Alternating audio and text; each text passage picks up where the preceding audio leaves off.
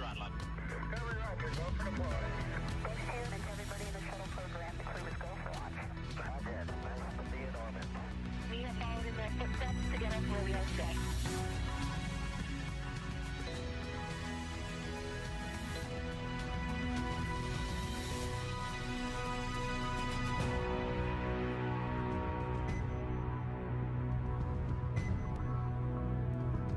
Good morning and welcome to our live coverage of the NASA SpaceX Crew 10 mission as it returns back home to planet Earth. Dragon Endurance departed the International Space Station yesterday evening at 6:15 p.m. Eastern Time or 3:15 p.m. Pacific Time on August 8th for those of us here in California. On board Crew 10 are NASA astronauts Anne McClain and Nicole Ayers, JAXA astronaut Takuya Onishi, and Roscosmos cosmonaut Kirill Peskov, and they are now on their way to their targeted splashdown site off the coast of San Diego, California. My name is Jessie Anderson, a Senior Production Engineering Manager here at SpaceX, and joining me today from NASA Communications is Anna Schneider. Thanks for having me, Jessie. It's great to be here as always. Now, upon departing the station yesterday, Dragon underwent a sequence of departure burns, and the crew had a rest period and has since kicked off preparations for re-entry, including getting into their spacesuits and successfully performing a leak check. This next phase of the mission is when things really ramp up, and Dragon has a series of steps to complete before returning Crew 10 home. First, the spacecraft will perform a deorbit burn, which will put Dragon on a trajectory to return back to Earth. This burn will last about 17.5 minutes once it starts. The deorbit burn uses the Draco thrusters on Dragon, primarily the four located on the forward bulkhead, and it is executed at the apogee, which is the highest point of Dragon's current orbit around Earth. This deorbit burn will alter Dragon's path to ultimately line it up to re-enter Earth's atmosphere and splash down off the coast of California near San Diego this morning. Splashdown is planned for 8:33 a.m. Pacific Time or 11:33 a.m. Eastern Time. And then from there, Dragon will maneuver to the correct attitude and jettison its trunk, which is the cylindrical, unpressurized lower part of the spacecraft. The trunk is currently connected to the aft or bottom section of Dragon, where the heat shield is located. In order to expose the heat shield and get the vehicle ready for atmospheric re-entry, we'll jettison the trunk. After a successful liftoff and separation from Falcon 9 back on March 14th, Crew 10 made their way on board Dragon to the International Space Station and will complete 148 days in space upon mission completion with Splashdown later today. NASA astronauts Anne McClain and Nicole Ayers, in the center there on your screen, conducted one spacewalk during their 5 months in space on May 1st.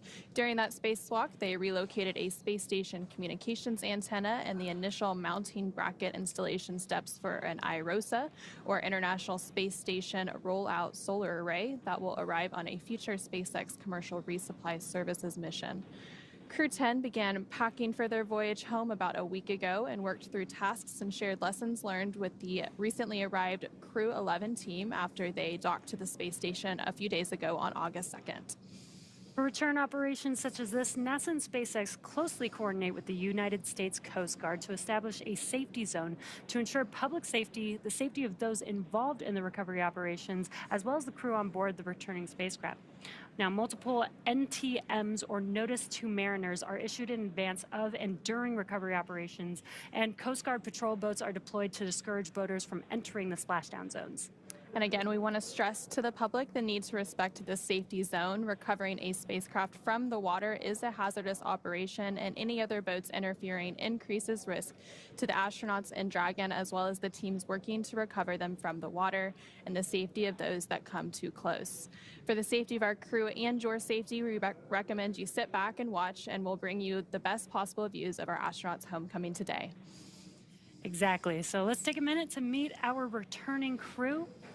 Our commander, NASA astronaut Anne McClain, is your Crew 10 commander. Born and raised in Spokane, Washington, NASA selected McClain as an astronaut candidate in 2013.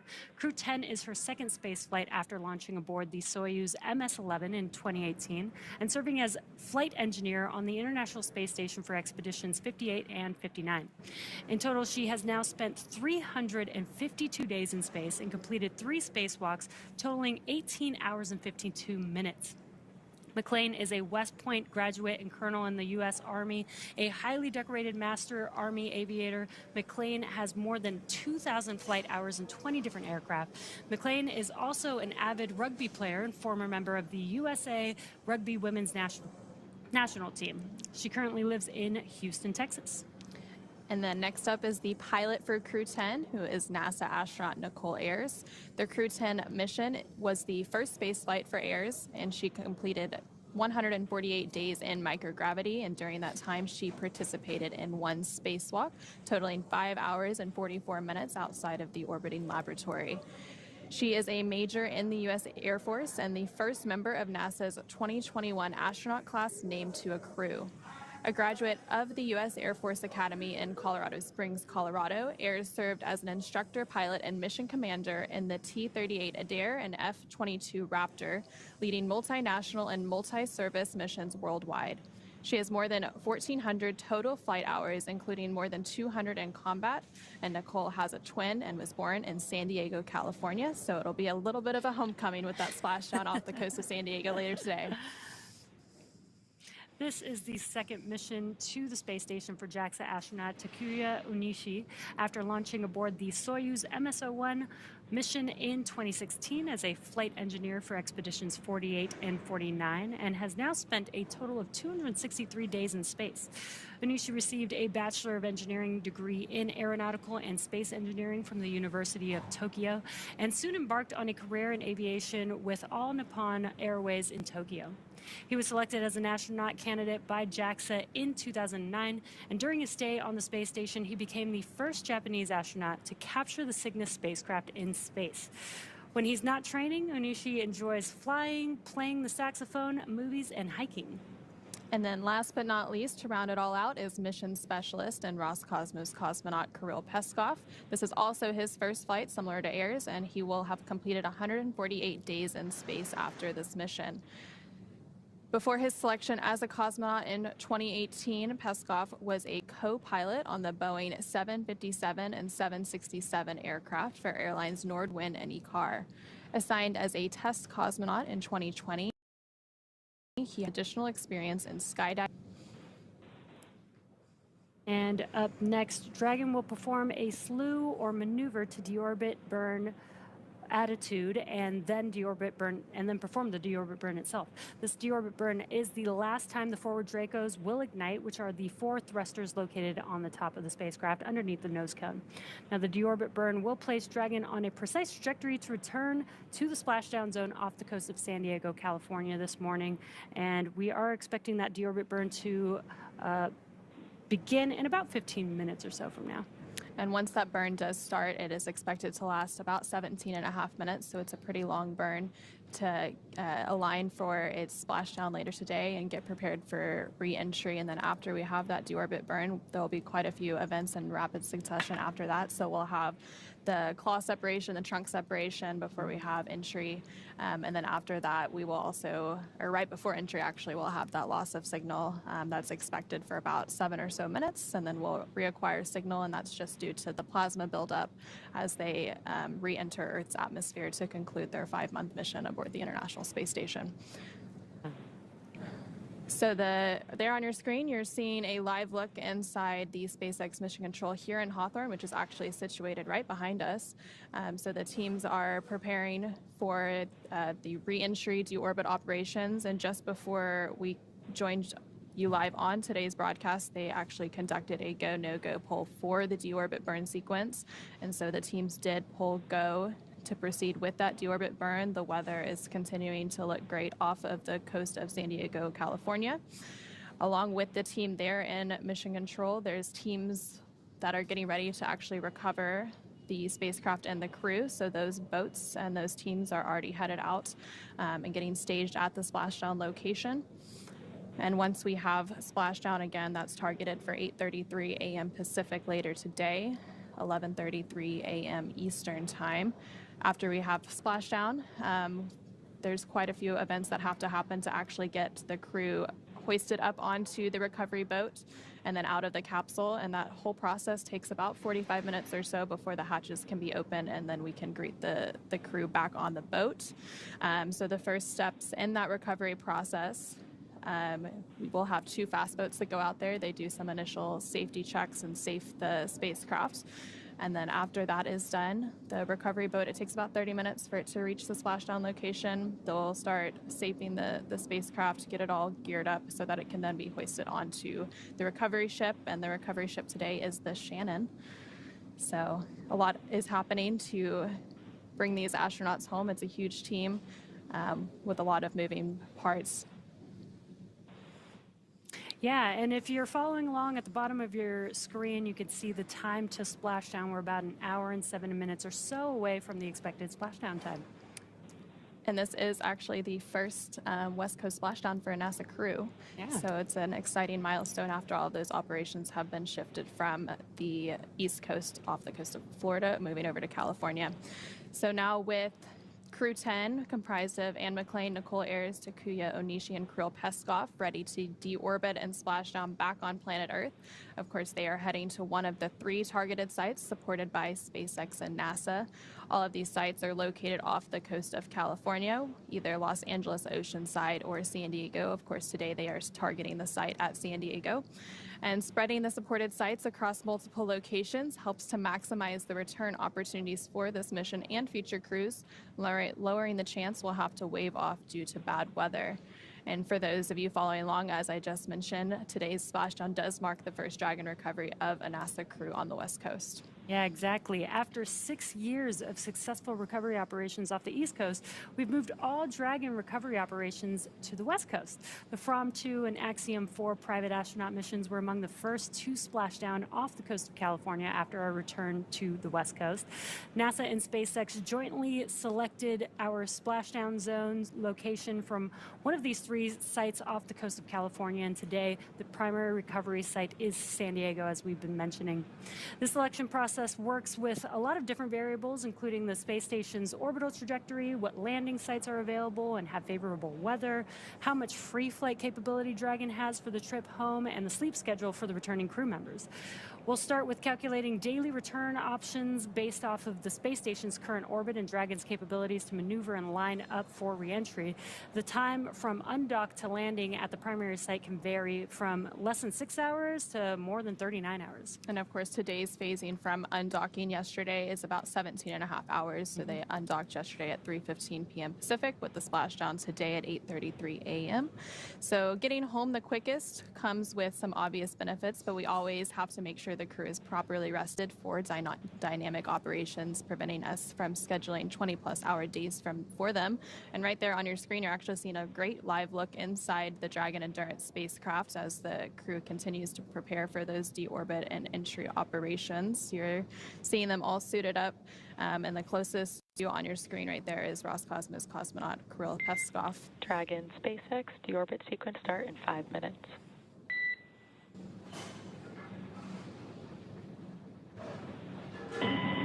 SpaceX, please, 5 minutes.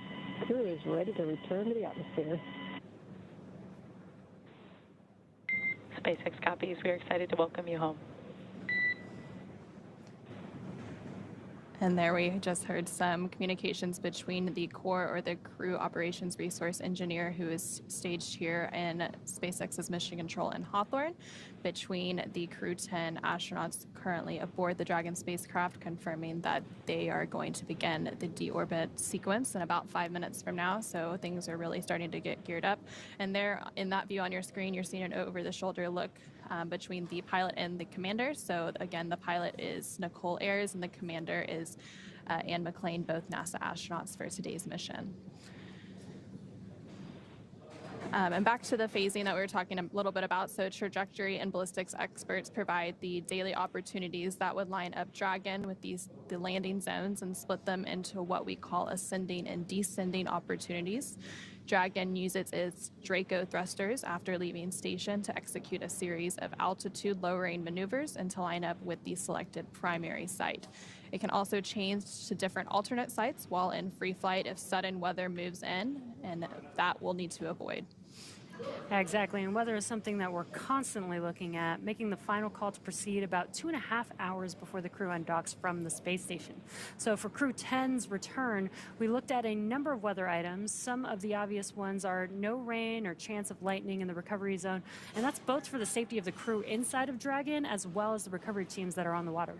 And we're also looking at things like wind speeds. We need those to be less than 15 feet per second, or about 10 miles per hour, and relatively calm seas, so we can safely execute those recovery operations, which includes landing a helicopter on the recovery ship to fly the Crew 10 astronauts to California. And once Dragon began flying free yesterday after undocking, there were a number of additional checkpoints to either proceed toward the primary site of San Diego or head to the alternate sites or select a new zone based on real-time weather data.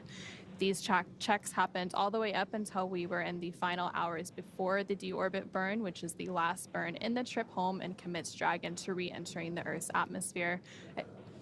And again, we just had that final go, no-go poll about 20 minutes ago, and that was to commit Dragon to the deorbit burn to set it up for a splashdown off the coast of San Diego, California. Yeah, and we say this all the time, weather is the one thing that we can't control, and with these crew operations, there's a lot of variables that we have from the time that the Dragon spacecraft leaves the space station all the way through re-entering the Earth's atmosphere, the splashdown zone. So there's a lot of things we have to look out for, but the great part is we've got a lot of experience with this now, this being Crew 10's return home. And we've got the new splashdown zones, which is really cool. We have different options that we can look at to make sure that the weather is always good where we're coming back and bringing the crew back home. And those weather briefings for Crew 10's undock and splashdown actually began several days ago, basically a couple of days after Crew 11 launched and docked to the International Space Station, which took place on August 2nd. And we initially waved off of a couple of undock opportunities, and then we finally got good weather, which set us up for the undocking yesterday and splashdown today. So the teams are continuously evaluating weather, and weather is just one of those things you can't really control. So, and right now we are just under 1 hour away from splashdown, so things are starting to ramp up as we continue to bring Crew 10 home. And you were mentioning that it's the 10th operational flight for Dragon to the International Space Station. Another milestone this year for NASA is it'll be at the 25th year of continuous human presence aboard the International Space Station.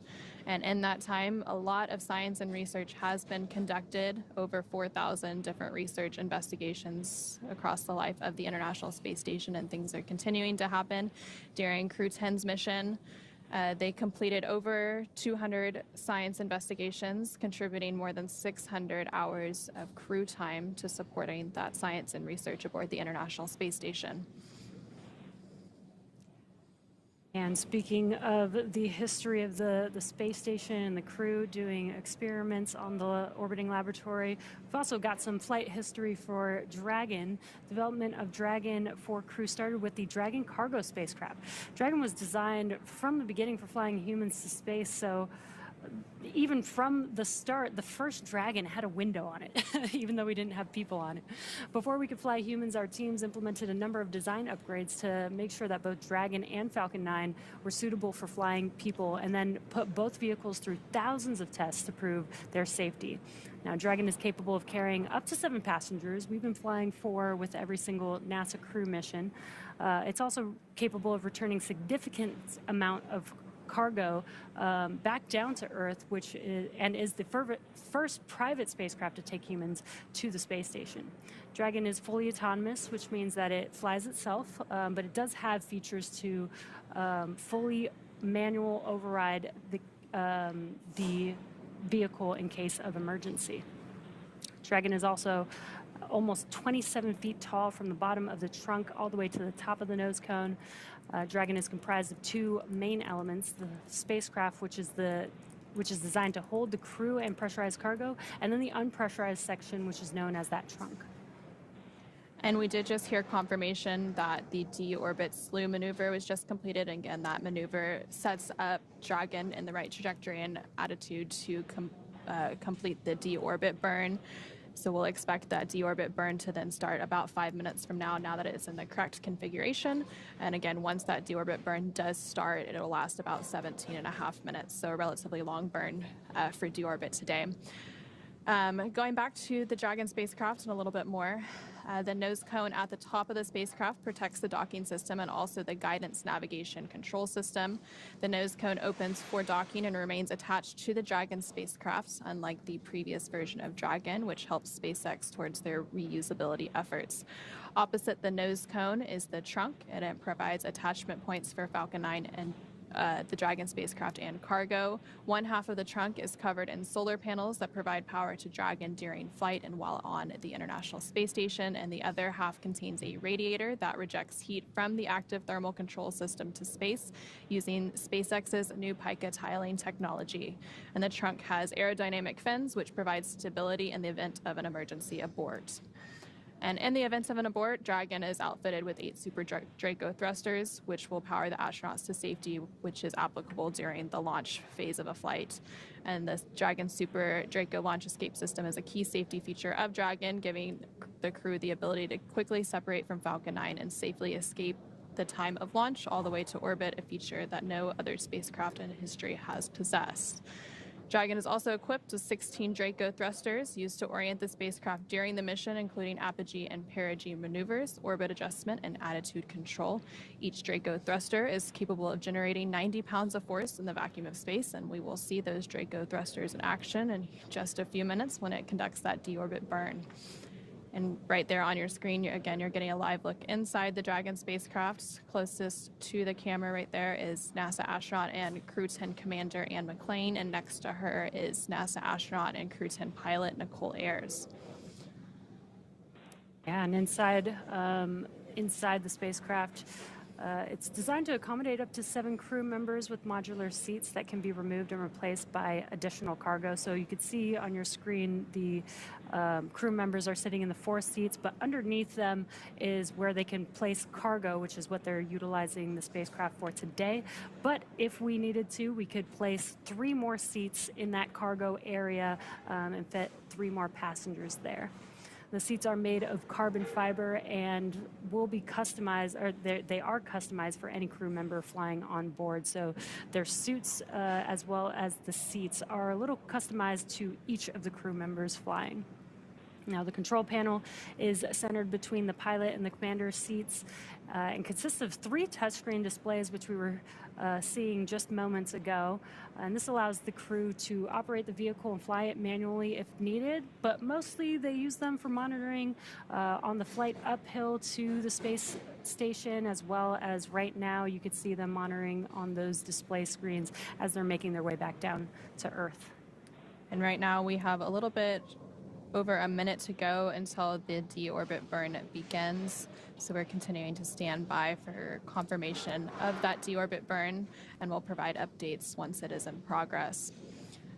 Following the deorbit burn, again, that is a 17.5-minute burn. There will be a few activities in rapid succession. So we'll have the claw separation, the trunk separation.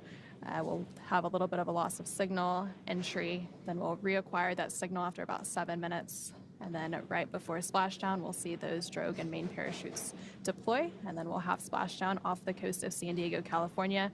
Less than 55 minutes until we have that splashdown. So really ramping up here and getting excited for bringing our Crew 10 astronauts home.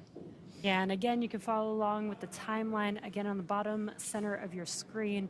That's the approximate time to splashdown of the Crew 10 members. And again, as we've been mentioning, they are just monitoring.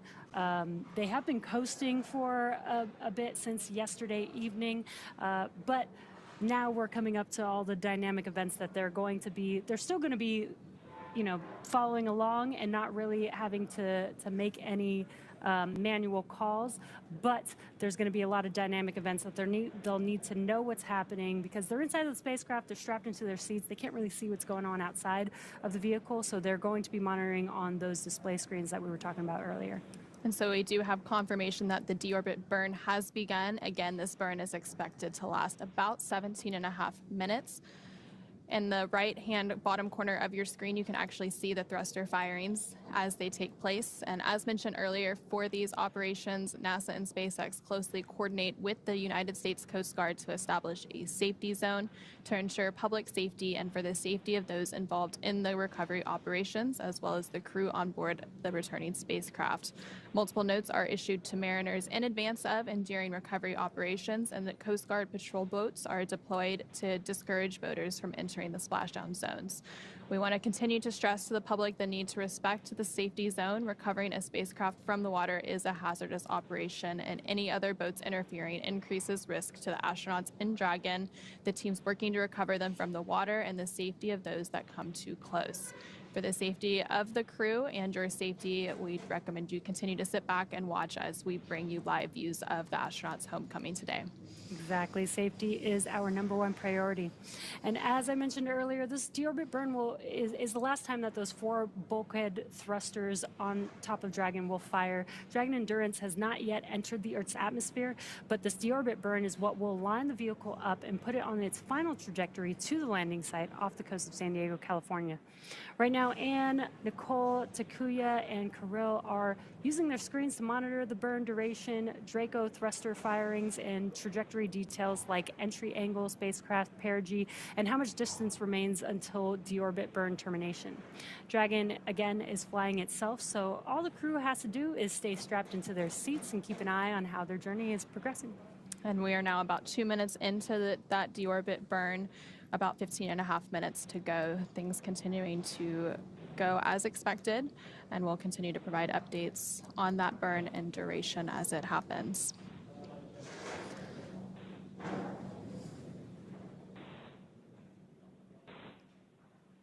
Yeah, and as we mentioned earlier, SpaceX has been recovering Crew Dragon off the coast of the West Coast, off the coast of California. And today is NASA's first crew coming home back to the West Coast. Now, previously, NASA did do recovery operations off the West Coast, but with our NASA crew with SpaceX, we have been recovering the crew off of the East Coast previously until today. Crew 10 will be the first off of California. Yes, it'll be an exciting milestone.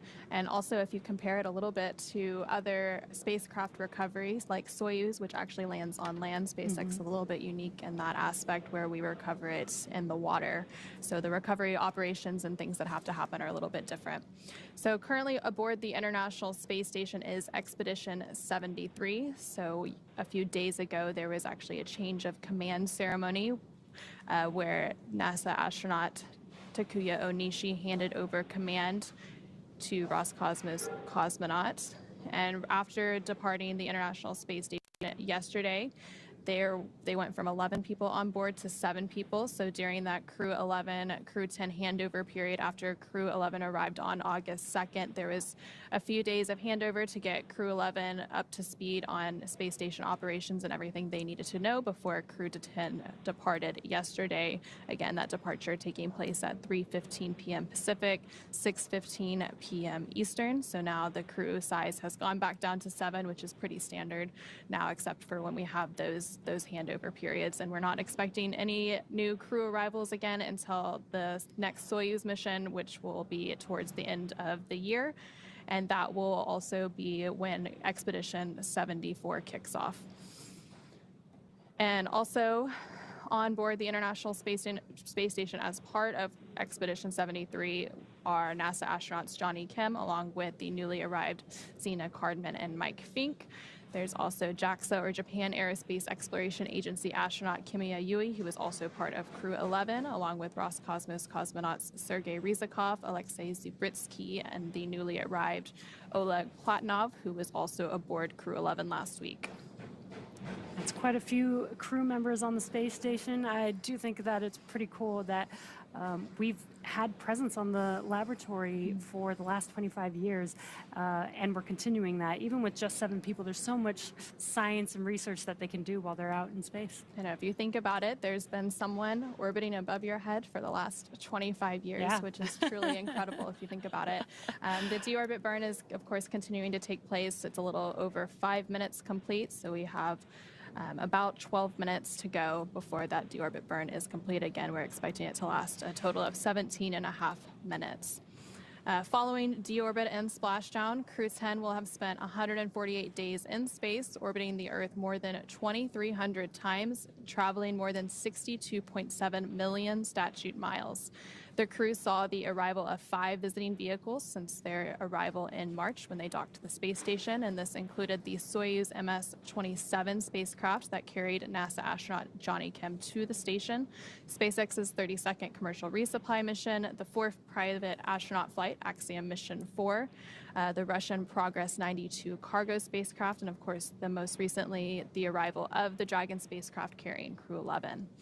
They also saw the departure of 6 visiting vehicles, including Northrop Grumman's 21st cargo resupply Cygnus spacecraft, the Soyuz MS-26 spacecraft that returned NASA astronaut Don Pettit back to Earth, SpaceX's 32nd commercial resupply mission, the 4th private astronaut flight, Axiom Mission 4, and the Russian Progress 90 cargo spacecraft. And following the completion of Crew 10 with splashdown later today, NASA astronaut and Crew 10 commander Anne McClain will have spent 352 total days in space across 2 flights, having previously spent 204 days in space during expeditions 58 and 59. And then JAXA, or Japan Aerospace Exploration Agency astronaut Takuya Onishi will have spent 263 days in space across his 2 flights to station. And then, of course, this was the first flight for both NASA astronaut Nicole Ayers and Roscosmos cosmonaut Kirill Peskov, so they will have both logged 148 days in space. And we are now about 7 minutes into the duration of the deorbit burn, about 10 more minutes to go until that is completed. During their stay aboard the International Space Station, both NASA astronauts Anne McClain and Nicole Ayers conducted 1 spacewalk outside the orbiting laboratory. That spacewalk totaled 5 hours and 44 minutes.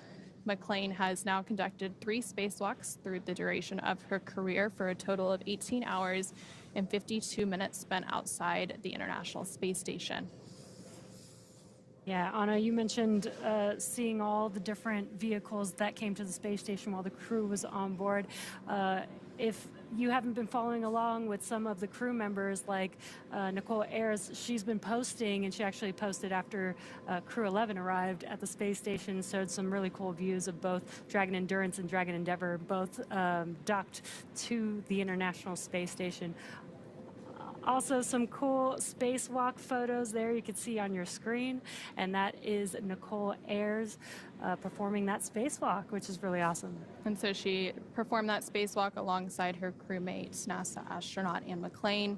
And during that spacewalk, they did some preparation for a future IROSA, or International Space Station Rollout Solar Array, and those are being added to the International Space Station's existing solar arrays to increase the power generation and output for the space station. Yeah, something that sometimes people don't know is that the astronauts are not only scientists, but they are also mechanics. They fix things. They have to go. Spacewalk sounds like maybe that's something fun to go out and do, but they're really going out there to fix something or install something new, which I think is really cool that they have all these very diverse skills that they're able to utilize. They're really the jack of all trades. They really do have to be the jack of all trades. And of course, if you look at their backgrounds, they have engineering backgrounds, they have science backgrounds, but they have to be able to support all of those science and research investigations. And there, currently on your screen, you actually see a photo of the Expedition 73 crew. It looks like they're all gathered together sharing a meal inside the International Space Station. And so 11 International Space Station crew members in that photo gather inside the Unity module for a portrait. In the front row from left are Kimiya Yui of JAXA, or the Japan Aerospace Exploration Agency, Zena Cardman of NASA, Oleg Platonov of Roscosmos, and Mike Fink of NASA. And then in the second row are Nicole Ayers of NASA, Sergei Ryzhikov of Roscosmos, Anne McClain of NASA. And then in the back are Takuya Onishi of JAXA, Kirill Peskov of Roscosmos, and Johnny Kim of NASA, along with Alexei Zubritsky of Roscosmos. And right now we are about 10 minutes into the deorbit burn, over halfway complete with that burn. about 7 minutes to go until it is completed, setting Crew 10 and Dragon up for their re-entry into Earth's atmosphere a little bit after that. Yeah, and that deorbit burn should complete around the 36-minute mark on that time to splashdown clock on the bottom center of your screen. But we will wait for confirmation to call that, but it should be around that 36-minute mark.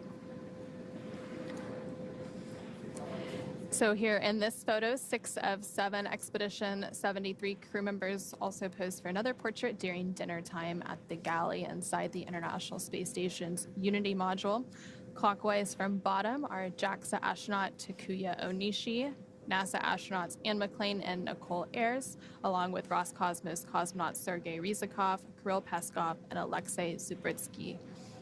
So, of course, 4 of those crew members are returning today as part of Crew 10. It's cool to see that they're still gathered around a table, even in space. But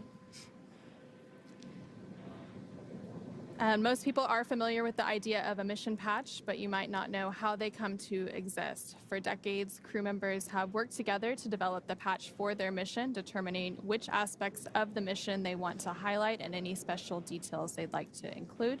The crew themselves can design their patch, or they can share their design ideas with an artist who makes it come to life. The Crew 10 patch is a 10-sided patch with the Roman numeral X boldly in the center, representing the 10th operational flight of the Dragon crew spacecraft. The Dragon, which is also the spacecraft's namesake, is depicted with its wings out in full flight, representing the 4 professional pilots that make up the crew complement. The Dragon is also illuminated by one of Earth's stunning and beautiful sunrises. It is focused on the International Space Station and its mission while keeping a watchful position above Earth.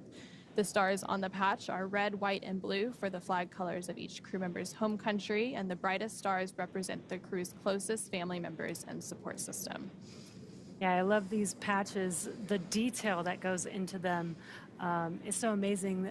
Almost every single stitch on them means something, and I love that the crew is able to come together and come up with a design that means something to them. Yeah, it's always a meaningful experience that all has some sort of meaning and inspiration drawn from all areas of their life. Again, that deorbit burn is still underway. We're just under 13 minutes into the burn's duration. That burn expected to last 17 and a half minutes total. So just a few minutes to go there, and we're seeing some great live views again inside the Dragon Endurance spacecraft, which is carrying the Crew 10 members home, and you can see them actually monitoring the burn there on their screens. There in the center of your screens, of course, you have NASA astronauts Anne McClain and Nicole Ayres, the commander and pilot, respectively, of the Crew 10 mission. And again, we are currently in that deorbit burn. You can see in the bottom right-hand corner that graphic showing the 4 bulkhead thrusters firing all at different times. It takes a sequence of those thrusters firing to complete each and every burn. And again, this is the last time that these 4 bulkhead thrusters will be firing. Once this deorbit burn is complete, we'll start preparing the spacecraft for re-entry, and that'll come with closing the nose cone, so those thrusters will no longer be needed for the rest of their journey back home.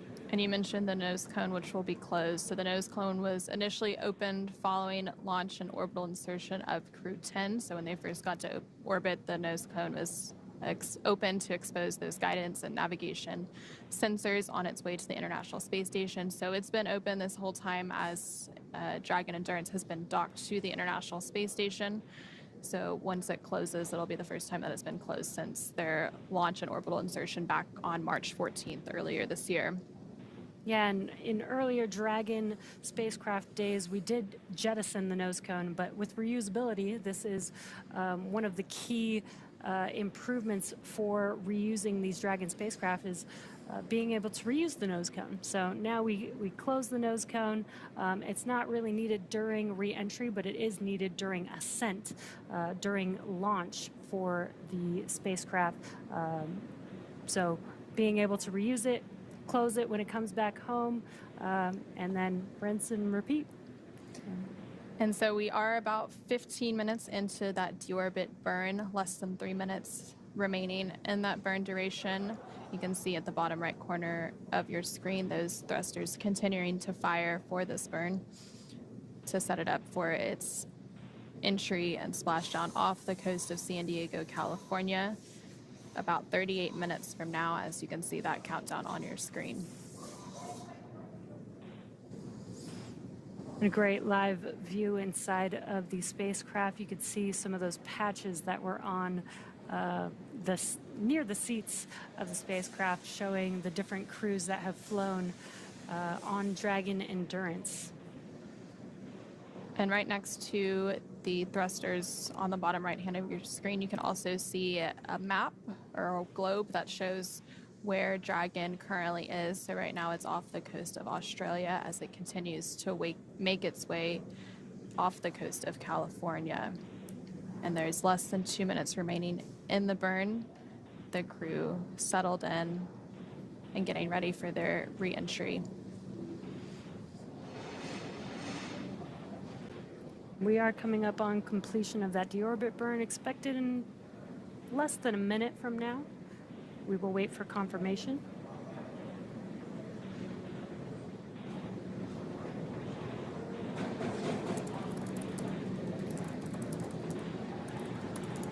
And there you can see a good look in between NASA astronauts Anne McClain and Nicole Ayers over the shoulder as they monitor that burn on either side, the right and left screens. You can actually see those thrusters firing on their screens as well. And in the center, you can see a map of their trajectory to head off the coast of California for their splashdown near San Diego. Yeah, as we've been mentioning, this is a fully autonomous vehicle, so they're just monitoring and they are hearing noises inside of the spacecraft. So being able to see what's going on outside of the spacecraft helps them understand what those sounds are. And there's about 30 seconds remaining in the burn, so we should be hearing confirmation of burn complete pretty soon from the teams here in Mission Control, SpaceX Mission Control in Hawthorne. You saw Anne McClain using her tablet there. They do have those display screens. Dragon, SpaceX, deorbit burn complete and performance nominal. Trunk separation sequence initiated.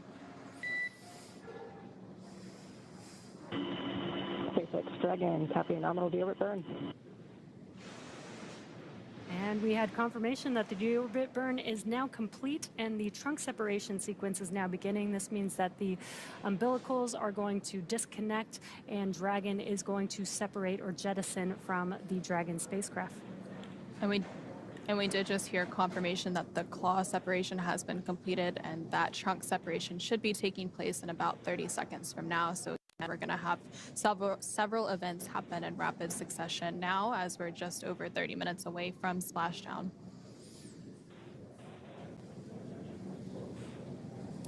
And I was mentioning you're seeing Anne McClain use her tablets.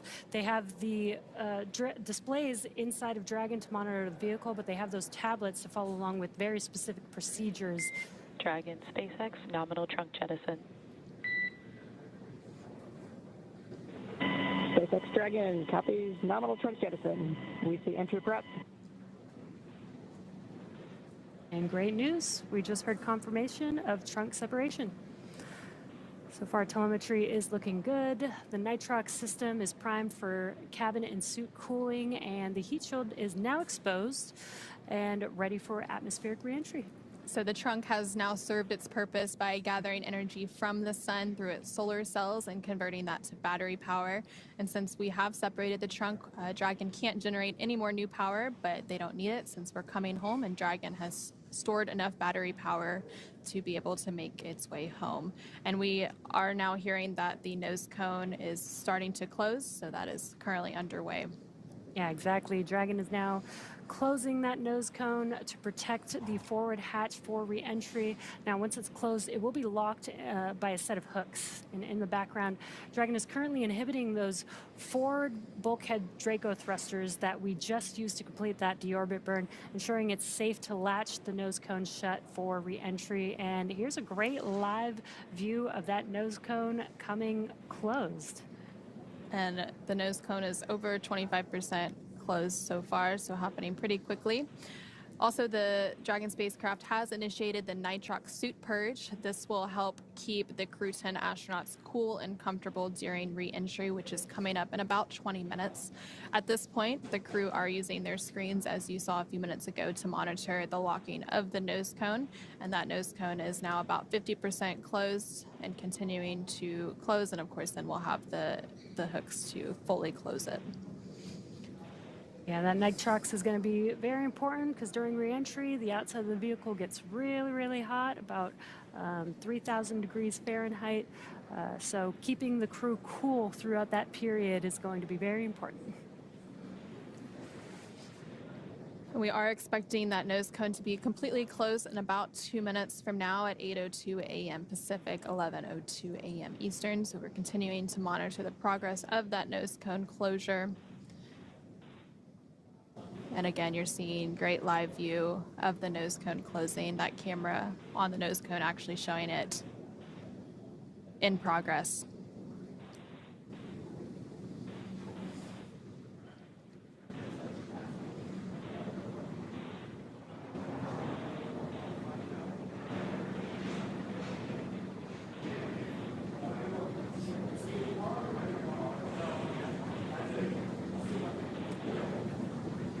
Yeah. And as Anna mentioned, this is a view looking forward on the spacecraft as that nose cone is coming closed. And we're getting closer and closer as the screen gets a little bit darker there to that nose cone closure. And it's almost fully closed at this point. And then after that happens, it'll just have to be hard mated. They'll reattach those hooks.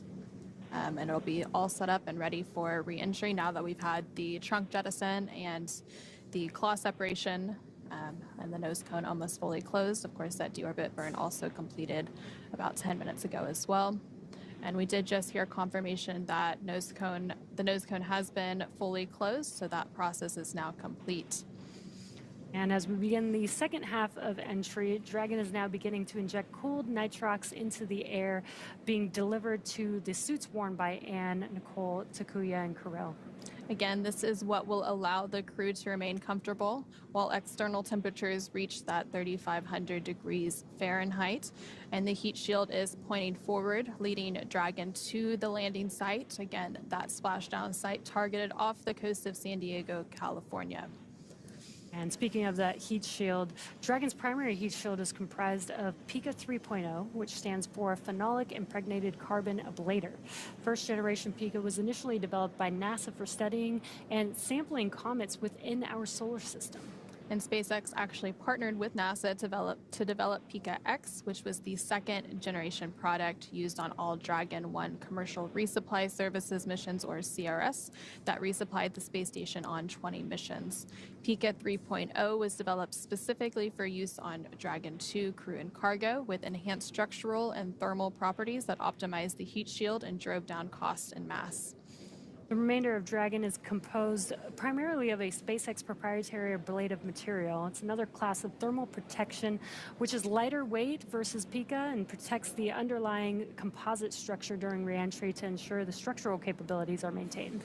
And while Dragon will experience temperatures well over 3,500 degrees Fahrenheit during peak reentry conditions, the characteristics of the TPS, or the thermal protection systems, coupled with the egress, or environmental control and life support system in the pressurized interior of Dragon, will ensure that Crew 10 stay cool and comfortable during all phases of reentry through splashdown. Yeah, and that's very important. They are going through a lot of dynamic events, especially that re-entry period. And while it gets hot around the vehicle, the crew is going to be experiencing a lot of movement, vibration as they're re-entering. So we want to help make sure that they're cool, that they have a temperate temperature inside of the cabin, as well as those suits. And the suits really act as an extension of the spacecraft. And now that the nose cone has closed, those hooks are driving closed as well. So the first set of 6 hooks have fully closed, and that second set of hooks are now traveling, and then we will have it completely closed and stowed and ready for re-entry. Again, we are less than 30 minutes away from the targeted splashdown, about 28 and a half minutes until that splashdown, targeted for 8:33 a.m. Pacific, 11:33 a.m. Eastern, off the coast of San Diego, California. And after Dragon Endurance has re-entered the Earth's atmosphere, a series of parachutes will deploy to slow the crew's descent. First will be the two drogue chutes, followed by the 4 main parachutes to guide Dragon to its first contact with Earth since launching back in March of this year. Dragon will automatically deploy these parachutes when different pressure and positioning sensors on the spacecraft detect that they are at the right speed and altitude. And the vehicle velocity at the time of the drogue deploy is approximately 350 miles per hour, and they deploy at about 18,000 feet. Vehicle velocity at the main parachute deploy is approximately 119 miles per hour, and they deploy when the spacecraft is about 6,500 feet. And then at the time of splashdown, the vehicle velocity will have slowed down to approximately 16 miles per hour. The highest G loads the crew will experience during re-entry is approximately 3 to 5 Gs. Yeah, it's pretty incredible how well those parachutes work. Those drogue parachutes are really important. They're 2 very small chutes, but if we didn't have those to help slow down the vehicle initially, we'd actually have to make the main parachutes about 3 times as big as they currently are. Yeah. So. And so coming up, we will have a loss of signal. We're about 15 minutes away from that happening. It'll typically last around 7 minutes before we reacquire signal with the Dragon spacecraft. Again, this is completely expected. It happens during every re-entry, and it's due to all of that plasma buildup on the spacecraft. And again, the team there on the left-hand side of your screen. Dragon, SpaceX, nose cone secured for entry.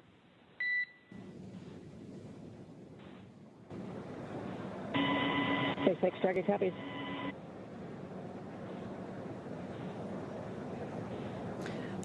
And we did just hear confirmation that the nose cone stow is fully complete, so all of those hooks have closed and it is prepared for that re-entry phase. And again, on the left-hand side of your screen, you're seeing a live look inside the SpaceX Mission Control here in Hawthorne, California. And those teams are, of course, going to continue to monitor the progress of the re-entry operations. And as soon as they come out of that loss of signal that we'll have in a few minutes, they will call back up to the crew and check in on how they're doing and get prepared for a splashdown. Yeah, the team here in Mission Control actually monitors the crew from launch all the way till they arrive at the space station. Then we hand it over to Mission Control Houston while they're on board the space station. And then this crew, again here in Mission Control, will monitor the crew as they undock and come back all the way down, all the way until they're safe back on land, actually. Yeah, so during the dynamic operations for arriving and departing the International Space Station, the 2 mission controls are actually in what's known as integrated operations.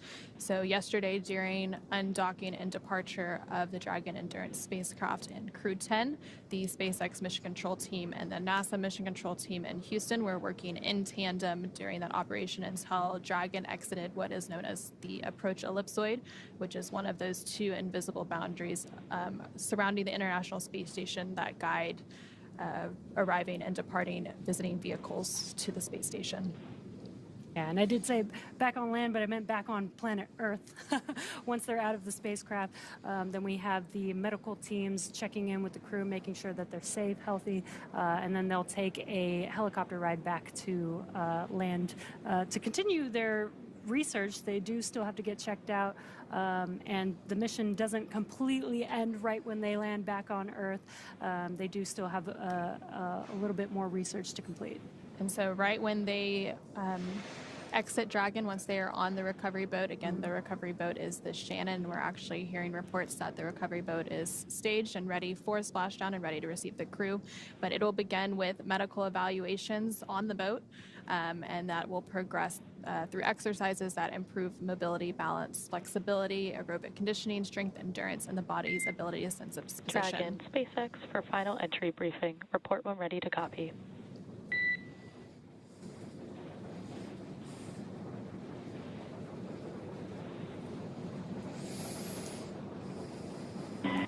SpaceX Dragon, we're ready to copy. Dragon, I have no deltas to the previously briefed times. Predicted comm blackout starting at 1520 Zulu and ending at 1527 Zulu. How copy?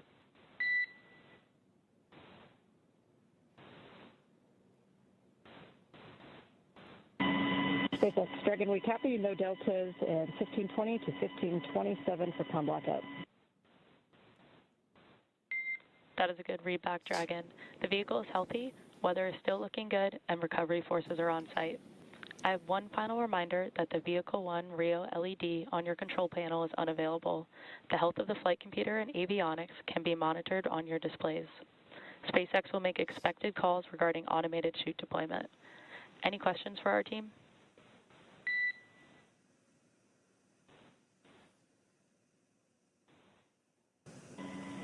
SpaceX Dragon, Crew 10 has no questions.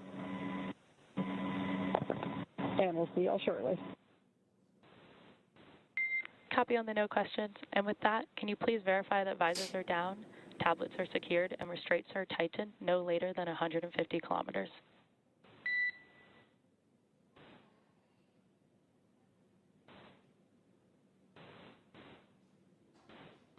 Copy, will do.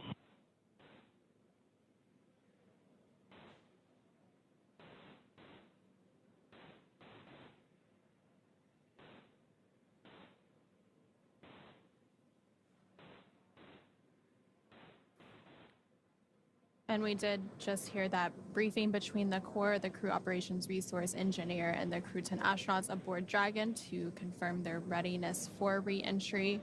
We are expecting that communications blackout to take place about 9 minutes from now. Again, it'll last about 7 minutes during that re-entry phase as they start and the gravity associated.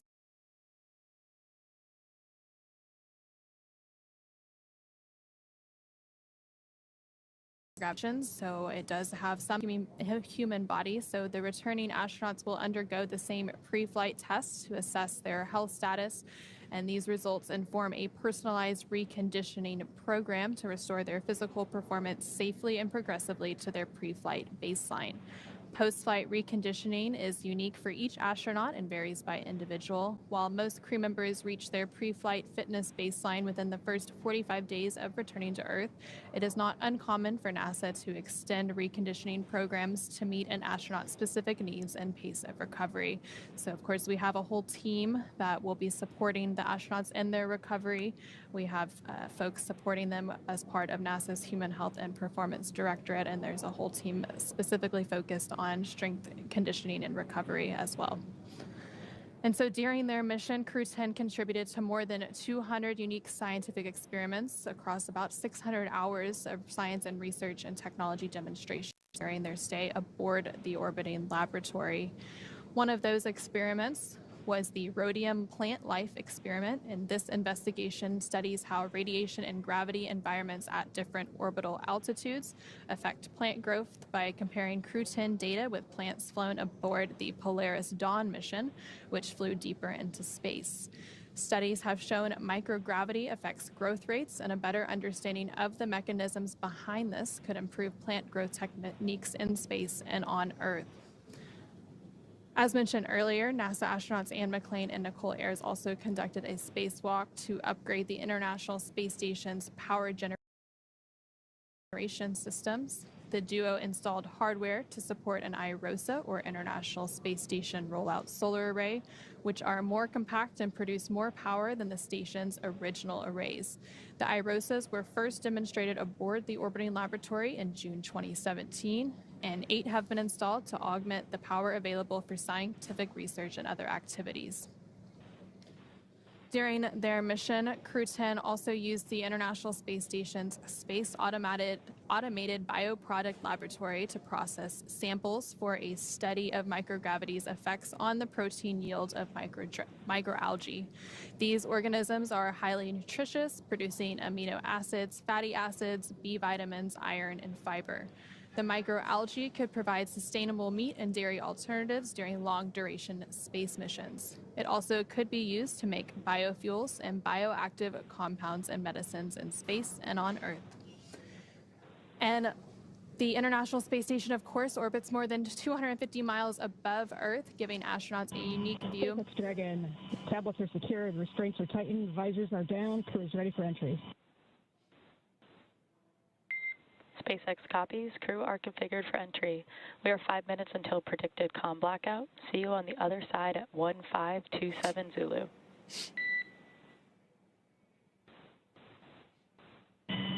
Dragon, copy. See you there. And there we did just hear some additional communications between the core here and SpaceX Mission Control and Hawthorne and the Crew 10 astronauts aboard the Dragon Endurance spacecraft, confirming that their visors are down on their reentry suits and they're preparing for the reentry and splashdown activities to come. We are expecting that communications blackout in less than 5 minutes from now as we target that splashdown in just about 18 minutes from now at 8:33 a.m. Pacific, 11:33 a.m. Eastern off the coast of San Diego, California. So again, a little bit about the science that the crew had been conducting during their 5 months aboard the orbiting laboratory. As the International Space Station orbits more than 250 miles above Earth, it gives astronauts a unique view of their home planet where they can photograph familiar places and interesting phenomena. While passing over a stormy night, NASA astronaut Nicole Ayers captured images of simultaneous lightning bursts at the top of 2 thunderstorms. Scientists used instruments installed on the space station to study lightning and other weather conditions in Earth's upper atmosphere. This research helps protect communication systems and aircraft while improving atmospheric models and weather predictions. And you can see a view of that photo there just on your screen. It's quite beautiful. And we're about 4 minutes away from that communications blackout. Another one of the experiments that the crew contributed to was the Apex 12 investigation, which examines how space radiation affects telomere activity in Thale crest plants. Telomeres, which are repetitive DNA sequences that protect the ends of chromosomes, become shorter each time a cell divides and indicate cell aging. The Apex 12 investigation could clarify the role of telomeres in aging and diseases and help scientists equip plants and other organisms for the stress of long-duration spaceflight.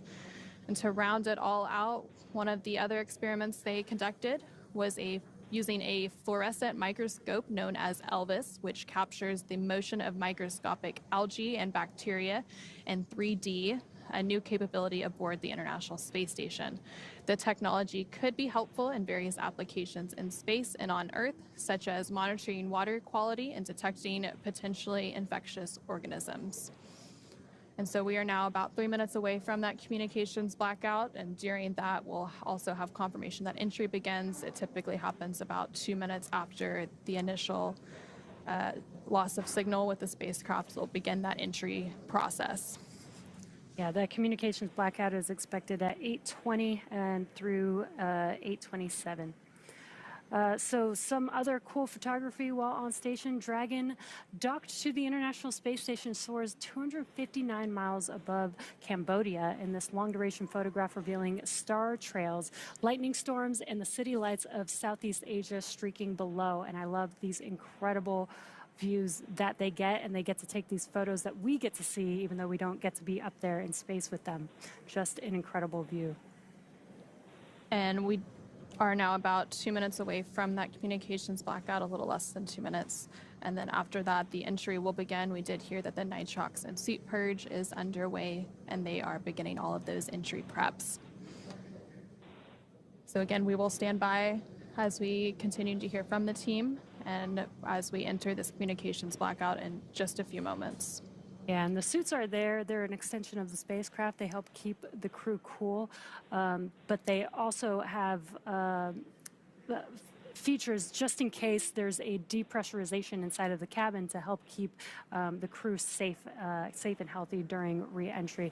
It's unlikely to happen, but we have those suits just in case, and the suits are flame resistant. They have 3D printed helmets which are attached. Basically, the IVA intravehicular suits are used for just inside of the spacecraft, so not like the EVA suits that we were showing earlier. They're only used for inside of the spacecraft, and again, they help flow nitrox through the suit, help keep the crew cool, as well as providing them oxygen through these dynamic events as they're coming back down to Earth.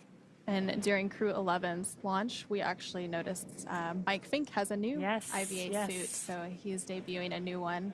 You can't really see too much of the details unless you look real close, but it'll be rolling out real soon. Yeah, there was a lot of lessons learned from the Polaris Dawn mission with the SpaceX EVA suits that we've translated to the IVA suits. So Mike Fink is the first one to wear the upgraded one, but then Crew 12 is actually expected to wear all of the new designed suits. That's pretty exciting. Will be exciting, and we are just moments away from that communications blackout, about 10 seconds until that is underway. And so again, we are expecting that communications blackout to begin here, and it'll last approximately 7 minutes due to plasma formation around the spacecraft. And during this blackout, no vehicle telemetry is received by Mission Control, which you're seeing a live view of Mission Control on your screen, or by the recovery team, which is staged out off the coast of San Diego, California. And no external commanding of the vehicle or voice communication is possible.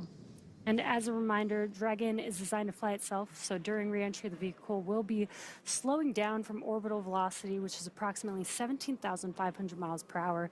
The top temperature Dragon will experience upon reentry is 3,500 degrees Fahrenheit, which is really hot. The blackout period is expected to last about 7 minutes. Again, it has begun at 8:20 a.m. this morning. Again, expected to be complete at 8:27 a.m. And we're not going to hear any comms right now because we know that we have a loss of signal at this moment. But at the expected 8:27 a.m. time frame, we'll start to hear some comms from the core to the crew, checking in to see if they have acquired the acquisition of signal again. And during that 7-minute comms blackout is also when the entry phase begins. So that is expected to begin about a minute from now at 8:22 a.m. Pacific, 11:22 a.m. Eastern time. And so things will be really ramping up. Again, during re-entry, the vehicle will be slowing down from its orbital velocity, which is approximately 17,500 miles per hour. And the top temperature that Dragon will experience during that re-entry is about 3,500 degrees Fahrenheit. Yeah, and we do have windows on Dragon, so the crew, at least the two passengers next to the windows, are going to get to see that plasma buildup, which we've heard is a great view of all the different colors that the plasma creates as it's coming back through the Earth's atmosphere. And so on the bottom left-hand side of your screen, you can actually see some of the vehicle data. So then once we have the signal reacquired, that will update a little bit. But before that re-entry, they were at an altitude of about 82.5 kilometers. So continuing to come back down again as the International Space Station itself. So when it was docked, it was at about 260 statute miles above Earth's atmosphere. And less than 11 minutes until splashdown of the Crew 10 crew. And again, they're currently in a blackout period, so we're not going to have any visuals. We're not going to have any comms for a few more minutes. We're about 2 minutes into the blackout period, about 5 minutes left. And or right after that splashdown, a lot of things will happen in rapid succession. So it takes about 45 minutes from splashdown until the boat is fully onto the recovery boat, the Shannon, which is staged out in San Diego, California. And then after it is hoisted up onto the boat, the hatch will be opened and we will welcome Crew 10 back aboard the boat, and they will begin those medical checkouts and evaluations before they are flown back to shore off the coast of California, and then from there they will be prepared to fly back to Houston and begin their full recovery and be greeted by friends and family. And so we're now a little over 3 minutes into the communications blackout, about 4 minutes to go. The vehicle should be experiencing that entry phase right about now. Once we have that communications back, we'll have those initial comm checks, and about 2 minutes after we reacquire that signal, we do expect the drogue parachutes to deploy, followed in rapid succession by the main parachutes deploying. Again, that will slow the vehicle down even further to about 16 miles per hour at the time of splashdown. Again, we are less than 10 minutes away from that targeted splashdown, expecting it around 8:33 a.m. Pacific, 11:33 a.m. Eastern. And the really cool part about the Dragon spacecraft is we're actually utilizing the Earth's atmosphere, that re-entry, to help slow the velocity of the vehicle significantly from 17,500 miles per hour down to about 350 miles per hour is when the drogue parachutes will deploy. And then after the main chutes are deployed, by the time that the vehicle splashes down onto the water, it's about 16 miles per hour. So really, really slow compared to how fast they've been moving for the last 5 months. And then once they splash down, it's pretty quick. Those initial 2 fast boats will get out there within moments, a minute or 2 after splashdown, and they will conduct those initial safety checks. So they will screen for hypergol and make sure everything is okay for the recovery teams to approach. Some of the teams will also then get onto the spacecraft and begin safing it and prepare it to lift up onto the boat. And other teams will be working on the parachutes and gathering those up. Again, we are about 2 minutes away from the expected acquisition of signal.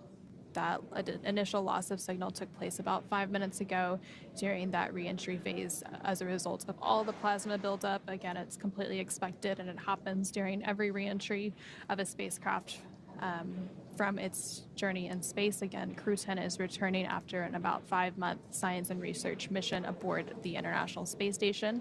They initially launched aboard a Falcon 9 rocket off the out at Kennedy Space Center in Florida on March 14th, and then docked shortly after that to the International Space Station. They spent 5 months doing all of that science and research, and then they undocked yesterday at 3:15 p.m. Pacific, 6:15 p.m. Eastern Time to set them up for today's re-entry and splashdown. And we are expecting that acquisition of signal to take place about 90 seconds from now.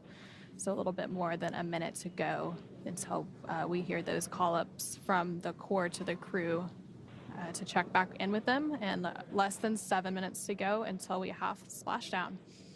Yeah, it's getting very exciting here. I'm sure the crew is very excited to make it back home to planet Earth. And there on your screen on the bottom left, you can actually see the telemetry catching back up. You see them getting very close to the coast of California. Dragon, SpaceX, comm check. SpaceX Dragon, we have you loud and clear. I have you the same, Dragon. Expect automated chute deployment. Dragon copies. And so we did just hear that call up from the core, the crew operations resource engineer here in SpaceX Mission Control, to the Crew 10 astronauts currently aboard Dragon. Confirmation that we have reacquired signal with the Dragon spacecraft, and you can see that the speed is rapidly slowing down as it begins its final phase, and we will have confirmation of those parachutes deploy in just a few moments. Yeah, you can also see the altitude in the bottom left-hand corner. You can see it getting closer and closer back down to Earth. GPS converge. Expect nominal altitude for drogue chute deployment.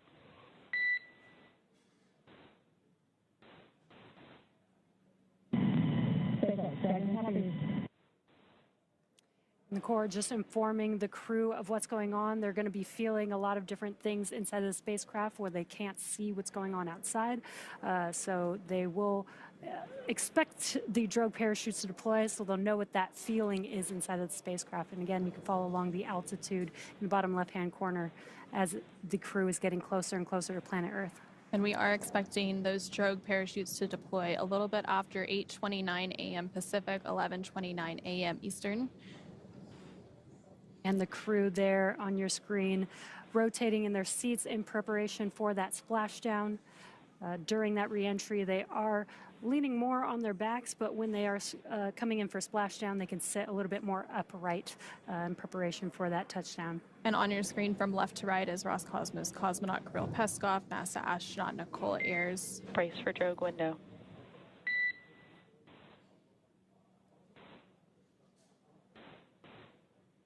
NASA astronaut Anne McClain and JAXA astronaut Takuya Onishi. Again, they are getting prepared for that drogue deploy, which should be happening in just a few moments from now. Again, we expect that a little bit after 8:29 a.m. Pacific, 11:29 a.m. Eastern, and it will be followed shortly thereafter by the main parachutes deploying. And there you're seeing a live look as from the recovery team, a helicopter that has a camera tracking the spacecraft during its re-entry.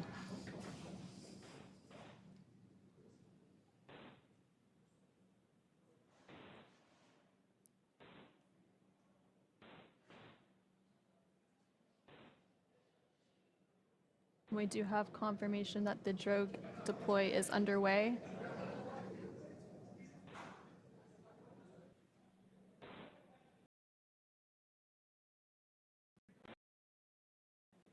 There are those two drogue Visual shoots. and 2 healthy drogues. Copy out the drogue. Copy out the drogue. And a great live view from the spacecraft itself, seeing those two healthy drogues deployed. And the spacecraft has now slowed down to less than 200 kilometers per hour, and it is now just over 2 kilometers above the water as it prepares for splashdown, and we should have that main parachute deploy in just a few moments to continue slowing the spacecraft down to about 16 miles per hour at the time of splashdown. There's the main chutes deployed. They're going to open up here shortly. Main chute descent rate nominal. And we do have confirmation and a visual view. Dragon copies. Dragon copies. 1,000 meters. 1,000 meters. And We copy 1,000 meters. And there's a great look of the Dragon Endurance spacecraft as it makes its way to its splashdown site off the coast of California under those 4 main parachutes that have now deployed and about 900 meters away from the water surface. Dragon, 800 meters. Dragon, 800 meters.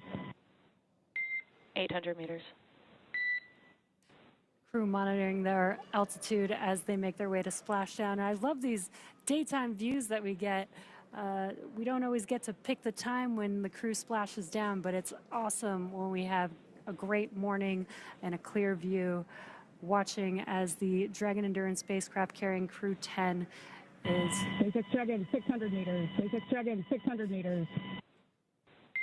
I copy 600 meters. Crew just 600 meters away from splashdown.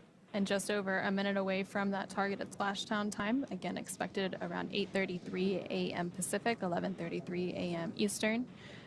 Now about 500 meters away from the surface of the water.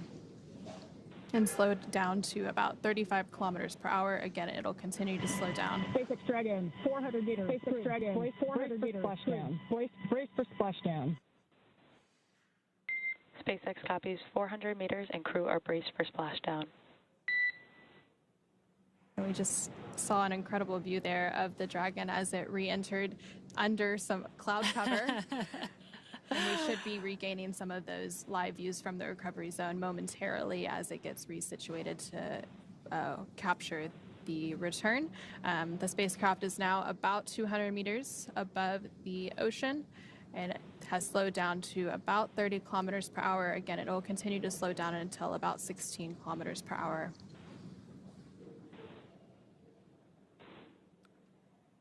And there we can see another live look of the Dragon Endurance spacecraft carrying Crew 10 back home to Earth following their 5-month mission, moments away from splashdown.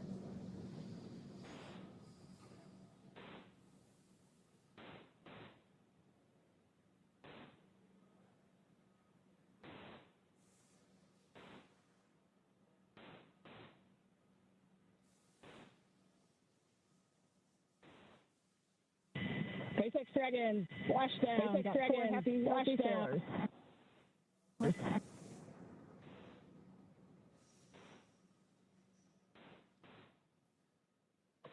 SpaceX copies splashdown.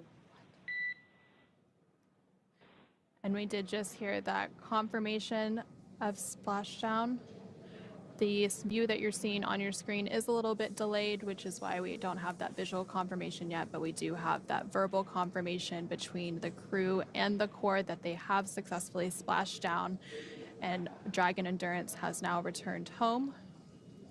And there is that live look of Dragon Endurance as it sits on top of the ocean off the coast of San Diego, California. Dragon, SpaceX, we see the onboard for Power 1 28-volt converter. No crew action required at this time. Stand by for more words. Dragon copies, no crew action on the caution. Dragon copies, no crew action on the caution. Dragon Endurance has now returned home, and NASA astronauts Anne McClain, Nicole Ayers, JAXA astronaut Takuya Onishi, And SpaceX Dragon for step 1.2, Dragon for step 1.4 fired. 800, we see 4 fired. and Dragon, we see the same. And Roscosmos cosmonaut Kirill Peskov are back on Earth after an approximately 17-and-a-half-hour return journey from space, completing their 5-month mission aboard the International Space Station. The SpaceX recovery ship and team has been waiting for Dragon Splashdown, and they will now start to make their way to the splashdown location. The teams have been ready and waiting about 3 nautical miles away, so it's going to take them about 30 minutes to make their way to Anne, Nicole, Takuya, and Kirill inside of Dragon.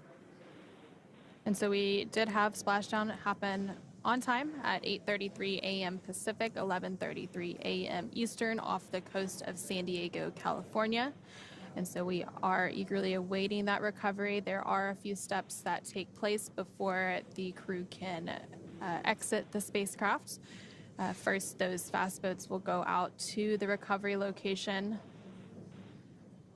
to conduct some initial safety checks, test for hypergol, and ensure that everything is safe and ready for the recovery teams to approach, and then proceed through those following steps to get the capsule back onto the recovery boat, the Shannon. And so the Shannon will make its way out to the specific recovery location. It takes about 30 minutes for it to get out there. So by the time the safety and hypergol checks. 3.1 are upright.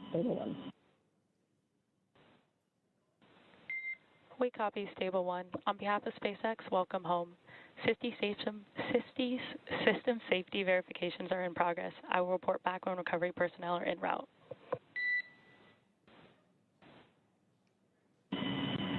SpaceX Dragon, from the entire crew 10. Thank you for that flight. Truly an honor of a lifetime. That last 20 minutes, I think 20 minutes. I think it was a carnival ride. We get back on the line and we go again. Thanks for the safe landing. We'll see you shortly.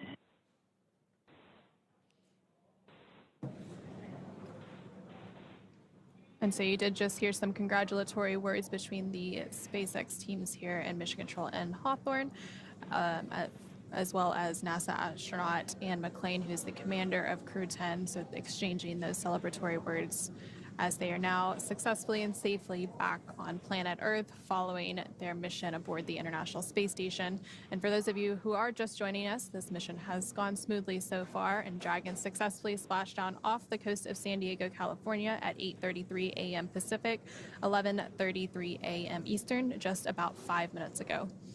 Approximately 17.5 hours prior to splashdown, Dragon autonomously undocked from the International Space Station, completed a series of departure burns, jettisoned its trunk section, and performed its final burn, the deorbit burn, to place itself on a trajectory towards San Diego, California. Dragon successfully re-entered the Earth atmosphere, followed by deployment of its parachutes to slow the spacecraft down to a gentle splashdown. And we'll now follow the final part of Anne, Nicole, Takuya, and Kirill's journey as Dragon is lifted out of the water and placed onto the recovery boat. And upon detection of landing, Dragon does automatically release the main parachutes to prevent wind from pulling the spacecraft. And then Dragon automatically safes any pyrotechnics still present on the vehicle and may automatically perform additional minor system reconfigurations. The astronauts do remain seated and in their suits at this point, but the onboard air conditioning keeps things temperate inside the spacecraft, and the communication systems on board remain powered so the crew can continue to communicate. Now, SpaceX has 2 fast boats in the recovery fleet, which have moved quickly to the splashdown point, and you can see one of them there on your screen next to the Dragon Endurance spacecraft. They are being followed by one of the main recovery vessels, which will move into position upon upwind of the spacecraft. The 2 fast boats have very specific roles. The first approach is focused on immediate safety inspection of the spacecraft integrity and checking for any presence of hypergolic propellant vapors, ensuring that it's safe for the recovery vessel to approach Dragon. Now, once Dragon is cleared for full approach, the team begins rigging the spacecraft for water recovery by the recovery ship. The second fast boat is responsible for parachute recovery and also serves as a redundant boat to the first. And we'll see a team member on a jet ski soon helping to gather up the detached parachutes. And it does take about 10 minutes for the recovery crew to complete their safety checks, and then once complete, the team will begin preparing Dragon to be lifted onto the recovery vessel, the Shannon, today. As part of the preparation for this lift, one member of the recovery team will climb on top of the spacecraft so they can attach Dragon's hoist rings and connect the lifting lines. It will take less than an hour to raise Dragon to the recovery boat and remove the crew from the spacecraft. After those initial medical checkouts, the crew will return to land within 4 hours by helicopter, and if no additional medical assistance is needed, the crew will then board a waiting NASA plane and depart for Houston and make their way home.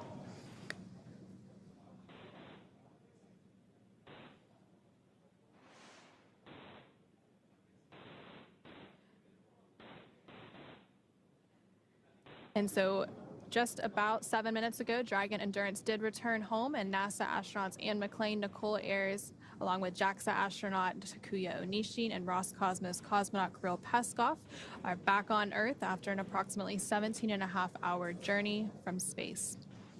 SpaceX recovery ship and team has been waiting for Dragon splashdown, and they're now currently making their way to the splashdown location.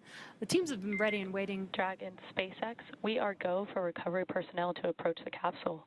Expect fast boats alongside in about 1 minute. Copy 1 minute. Copy. You guys are on it. Thanks. You guys are on it. Thanks.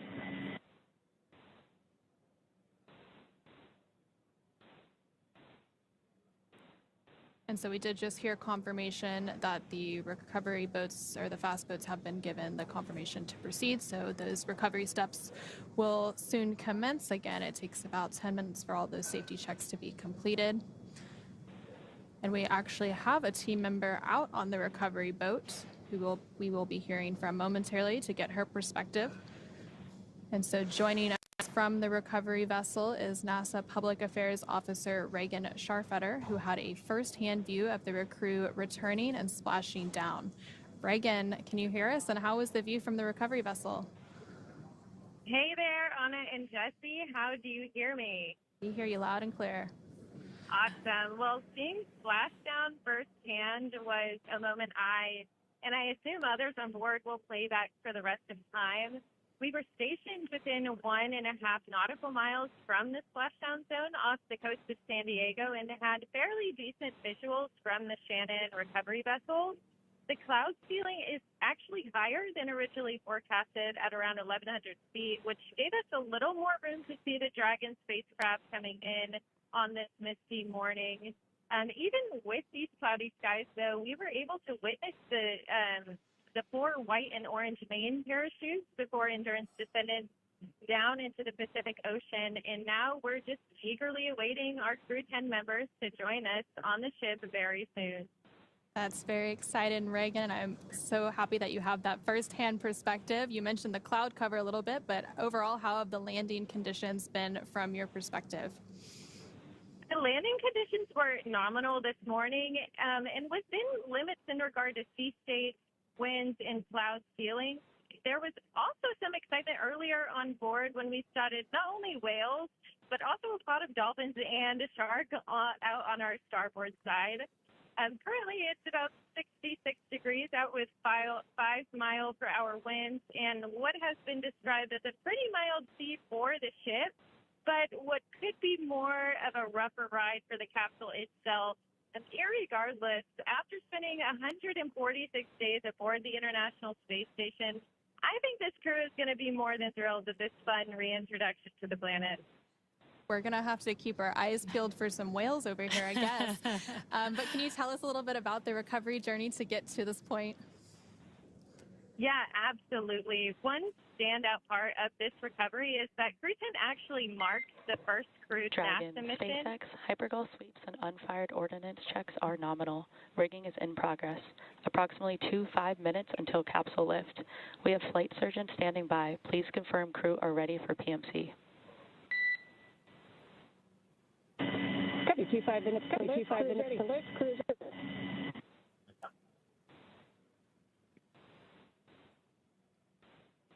We did just hear some communication there, about 25 minutes to Copy, lift. Dragon. The next call you hear will be from flight surgeon on Dragon to ground private. Dragon, copy. Copy. And you can see that view there of the 2 fast boats and that rigging underway. Reagan, do we still have you? Do you want to continue on about the recovery journey to get to this point? Yes, absolutely. As I was saying, one standout part of this recovery is that Crew 10 marks the first crewed NASA mission to return to the Pacific Ocean since 1975. That's 50 years ago when the Apollo-Soyuz mission ended. The landing zone shift from the Gulf and Atlantic sites shows the commercial crew program's continued flexibility and adaptations to mission needs, but this doesn't go without paying attention to new perspective challenges like marine layer and visibility issues, as well as some rubber sea states, which we are getting a slight taste of today. These are also conditions the Artemis II recovery team will be tracking ahead of their mission next year, which too will conclude with a splashdown off the Pacific coast. For today's operations, though, we started the morning by flying a series of helicopters out to the vessel. The recovery director and crew support teams were on the first flight out to help get the ship ready. And about 2 hours before splashdown, 2 fast boats and a jet ski were then placed into the water. I was on the second helicopter out here and landed on the ship Dragon, about 90. SpaceX, comm check.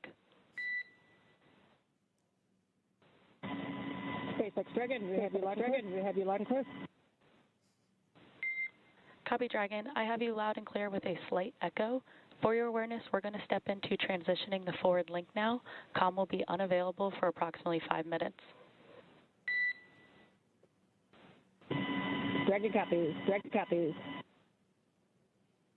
And we did just hear those comm checks, and we have heard that the crew has reported that they're feeling well following their splashdown. Reagan, go ahead and tell us about your helicopter ride out to the recovery zone.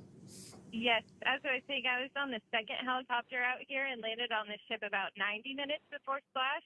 And I just have to say, I have never seen it like this before. Teams have been working nonstop across various disciplines all week in lockstep with each other, just making sure that every detail was in place for Crew 10's successful return.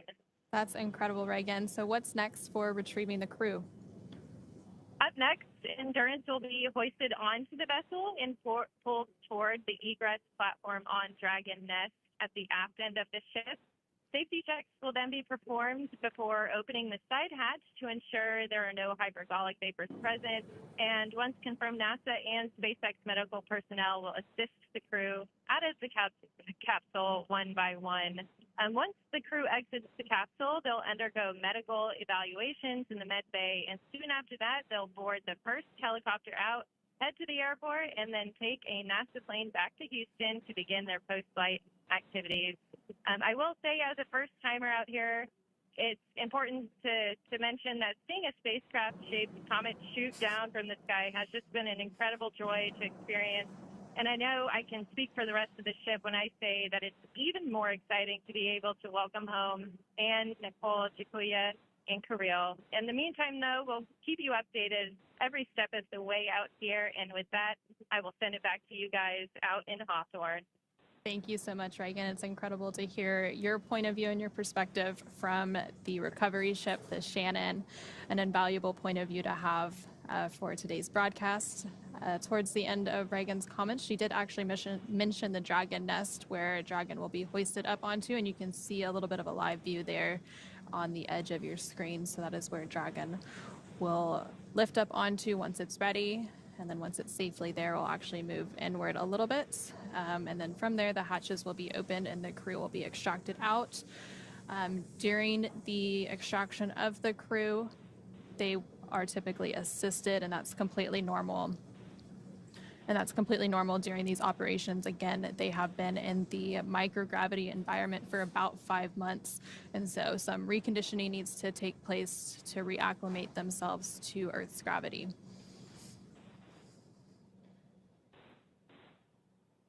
And this is a view from the recovery vessel, but we did see the recovery teams preparing. Dragon, SpaceX, forward link transition complete, comm check.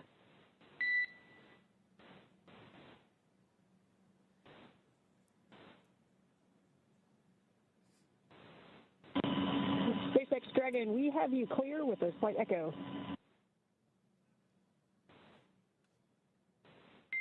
Dragon, we have you the same without an echo.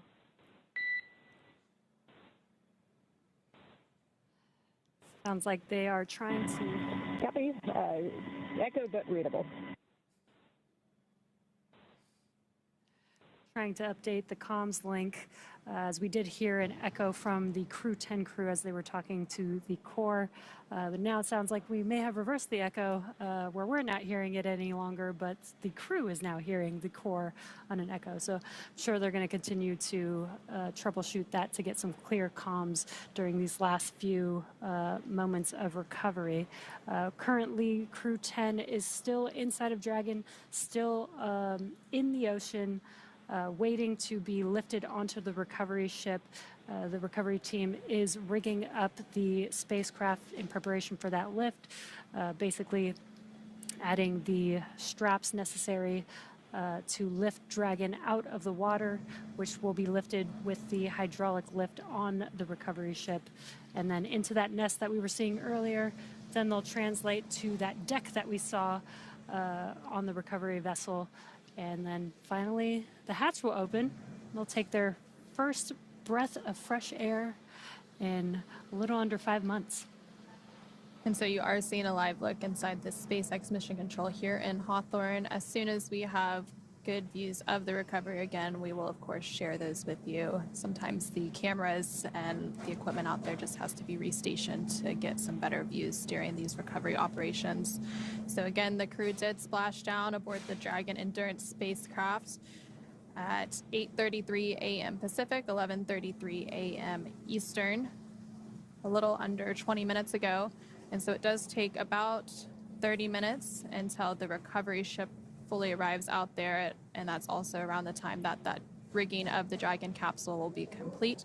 So a little bit after 9 a.m. we should see that rigging fully completed, the recovery vessel right up next to Dragon and being prepared for that hoist. And you can see that live look there of the recovery ship, the Shannon, which has made its way out to the splashdown zone. And you can see Dragon Endurance spacecraft, which currently has the Crew 10 astronauts seated inside, as they get closer and closer to each other to prepare for that to the recovery ship. And again, this splashdown took place off the coast of San Diego, California today. It was the first West Coast splashdown and recovery of a NASA crew, and the last crewed recovery for a SpaceX mission was Axiom Mission 4 just last month.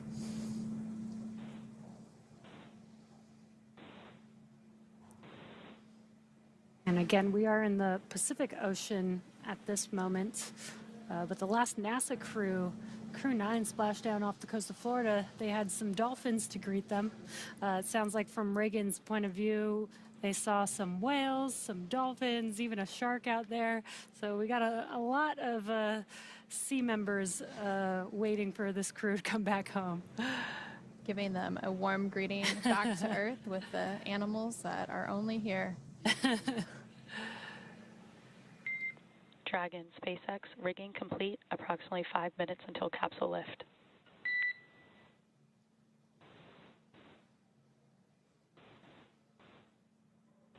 SpaceX Dragon came in broken and did not catch the second half. Understand rigging is complete. 5 minutes until capsule lift.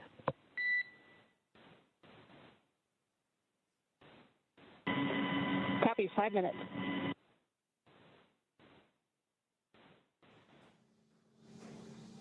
And for those of you who are just joining us, the Crew 10 members comprised of NASA astronauts Anne McClain and Nicole Ayers, alongside JAXA astronaut Takuya Onishi and Roscosmos cosmonaut Kirill Peskov, safely splashed down off the coast of San Diego, California, about 20 minutes ago at 8:33 a.m. Pacific, 11:33 a.m. Eastern Time. And right now you are seeing a live look from the recovery boat, the Shannon, which is preparing to hoist Dragon up onto the Dragon nest, which you are seeing there on your screen. And then from there, they will continue preparation to open the hatch and welcome the Crew 10 crew back on. They take the 5 months aboard the International Space Station as part of Expedition 73. That lift is under 5 minutes away, and you can see the recovery teams as they're rigging up the spacecraft, getting ready to hoist it up. And you could see a recovery team member standing on the outside of the Dragon spacecraft, helping to prepare the vehicle for that lift. And as part of the preparation for the lift, one of those recovery team members, likely the one we're seeing on the spacecraft right now, will climb to the top of the spacecraft so that they can attach Dragon's hoist rings and connect the lifting lines.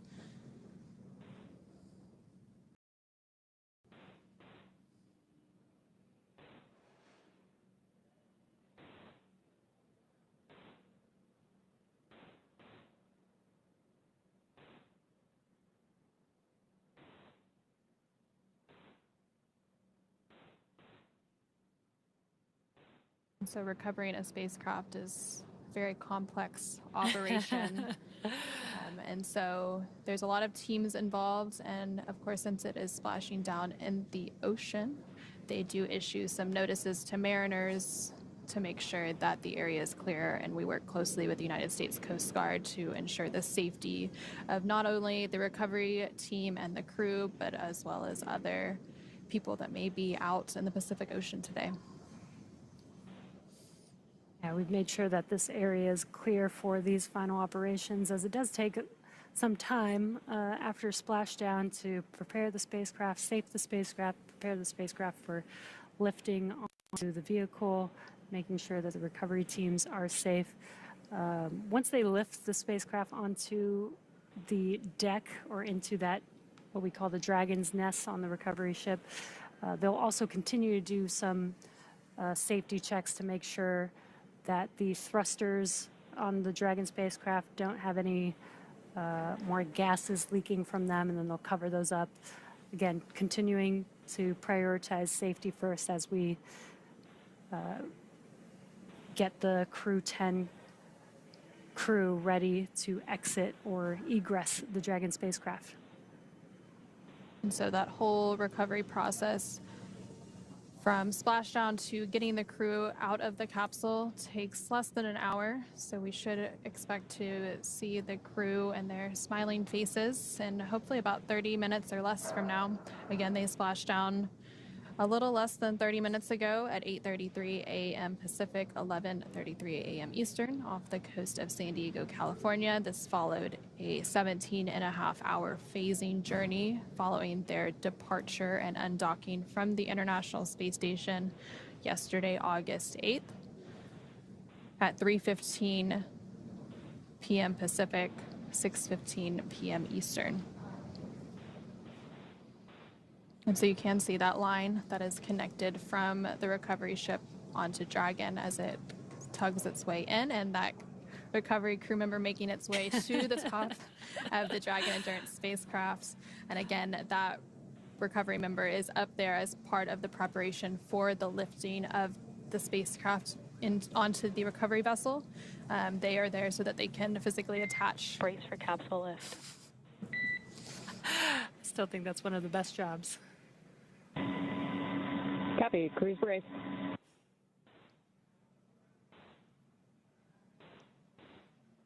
So they have physically attached those hoist rings and connected the lifting lines, and now They are preparing to lift the Dragon Endurance spacecraft onto the Shannon recovery boat momentarily. And you did just see that live look of the recovery member as he jumped off of the spacecraft and into the Pacific Ocean and is now back on one of the fast boats. And those fast boats were some of the initial recovery ships or recovery vehicles out at the splashdown location. And again, we heard those comms to the crew, notifying them to prepare for the lift. Again, they can't see very much outside of the spacecraft, so knowing what operations are happening helps them understand what those moves that they're feeling are, so they know what to expect.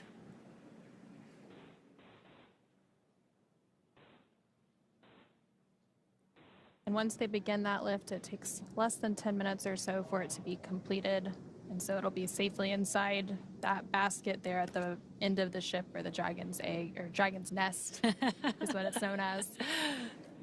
And then about 10 minutes or so from then, it'll be ready for hatch open. And you do see that lift is now underway as the Dragon Endurance spacecraft makes its way onto the recovery ship, the Shannon, that is staged off the coast of San Diego, California, following splashdown of the Dragon Endurance and the crew 10 astronauts currently aboard.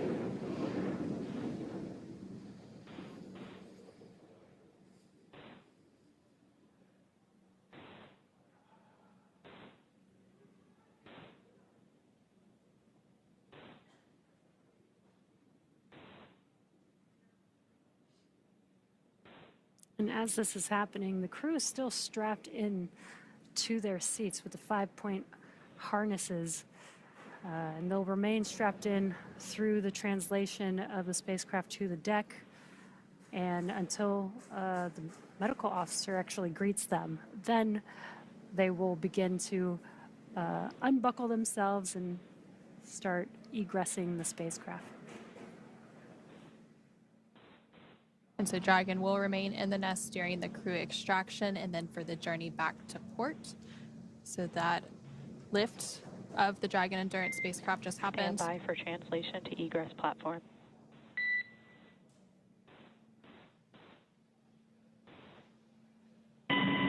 Dragon copies. And so that lift of the Dragon Endurance spacecraft is now complete. You can see it there on your screen safely in the nest on the recovery ship. And so that translation to bring it forward and closer into the ship to then prepare to open the hatches will begin momentarily.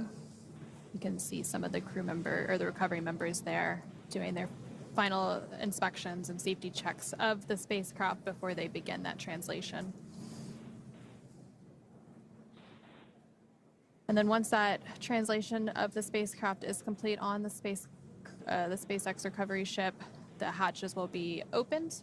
And we do expect that to take place probably in about 10 to 15 minutes from now. And once open, a SpaceX medical doctor will be the first one to check in on Ann McLean, Nicole Ayers, Takuya Onishi, and Kirill Peskov and see if they are ready for egress or getting out of the spacecraft. And while Dragon's top hatch is used to connect to the space station, the astronauts will actually egress or exit from Dragon's side hatch, pending capsule orientation in the water. Of course, we did see that it splashed down in orientation 1, so that the nose cone was facing up, which is the preferred orientation. And so before opening the hatch, the spacecraft's cabin pressure must be equalized with the outside environment. And then once the hatch is open, that will be the crew's first breath of fresh air since boarding their spacecraft at the start of their journey last March. Again, they lifted off from NASA's Kennedy Space Center in Florida on March 14th of this year. And it's important to note that Anne, Nicole, Takuya, and Kirill will be getting assistance from the recovery teams while exiting the spacecraft. This is the same process for any returning long-duration crew members, as returning to a gravity environment can wreak havoc with our vestibular system responsible for maintaining balance and motion. Safety is our #1 priority with this operation, so you'll see the crew members helped out of the spacecraft one by one and assisted the few feet to the medical quarters aboard the boat. And if you've ever watched crews return on a Soyuz, 2 of our crew members today had actually previously flown on a Soyuz, Anne McLean and Takuya Onishi. This is the same process as when astronauts are carried from the Soyuz capsule to waiting chairs on the steppe of Kazakhstan and then carried to a waiting medical tent. This is also the period where any time-critical cargo can be recovered from the spacecraft, with the remainder waiting until the ship is back in port. Once the ship and spacecraft return to shore, the recovery team will perform additional inspections before loading Dragon onto a flatbed truck at the SpaceX facility in Cape Canaveral for post-processing. And so we mentioned earlier all of the science and research that Crew 10 conducted during their 5-month mission aboard the International Space Station. So in addition to some of the physical and biological science experiments that they conduct, they too themselves are human research subjects. So a lot of teams work to gather samples from the crew throughout their mission to see how the microgravity environment of space actually impacts the human body. So NASA does have the Human Research Program, which is responsible for a lot of that science and investigation. But of course, there's also researchers outside of NASA that use the microgravity environment aboard the International Space Station to conduct their science and research. We do have the International Space Station National Laboratory that helps to facilitate a lot of that other research as well. And those research experiments, especially with the human body, are extremely important, especially for, we call these long duration missions 5 to 6 months long, but if we're going to be going to the moon, planets like Mars, we're going to need to stay a lot longer, and we're going to need to know how to keep the human body healthy throughout that time. What happens in these microgravity environments, and how can we better prepare the humans for going on these even longer duration missions. So the International Space Station does serve as sort of a testing and proving ground for NASA's future Artemis missions to the moon and then on to Mars. Of course, we can't necessarily do all science and research in the microgravity environment due to various factors. So teams on the ground also do what are known as analog research experiments. Also, a lot of that is based out of our Human Research Program. So one of those, known as the Human Exploration Research Analog, or HERA, does some isolation and confinement research inside of an analog setup that's supposed to simulate a spacecraft. Another one of those analogs is known as CHIPEA, or the Crew Health and Exploration Research Analog, which actually simulates a stay on the surface of Mars for about a year. So while this International Space Station does do a lot of great research, some of that research can also be done on the ground in preparation for those long-duration exploration missions to the moon and Mars. And you can see on your screen, the Dragon spacecraft is now translating forward to that earlier. Again, that deck is below the hatch, which will make it a lot easier for the crew to egress the spacecraft. And so right before that translation took place, a couple of the recovery team members did do some final safety checks of the spacecraft to ensure that it was safe and ready to go for additional people to approach the spacecraft and to begin those hatch open preparations and operations to get Crew 10 out of the spacecraft and back on Earth.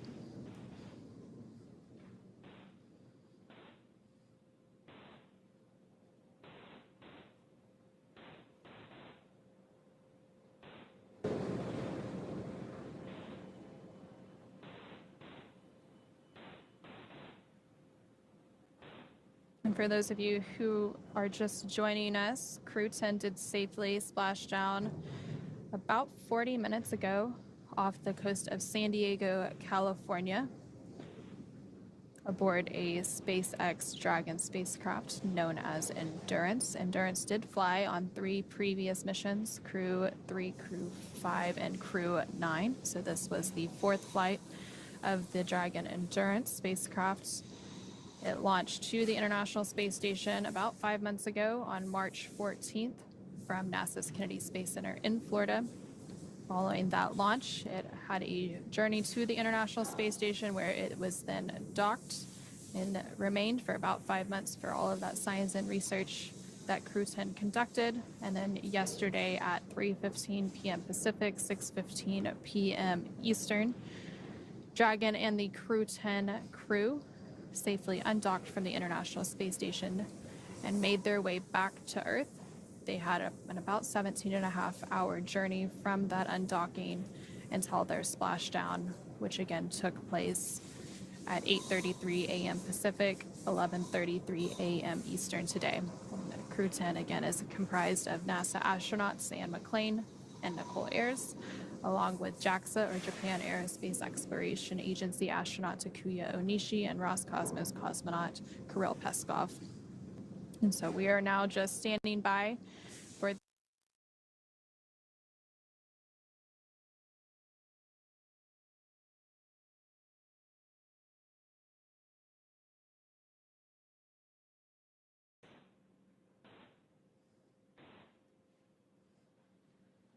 so that hatch on the Dragon Endurance spacecraft is now open, and teams are working to get Crew 10 out and back on Earth. Again, they will be initially checked out by a SpaceX medical director. You did just see him go in there a moment ago to make sure that they are feeling okay and are ready to egress or exit the spacecraft.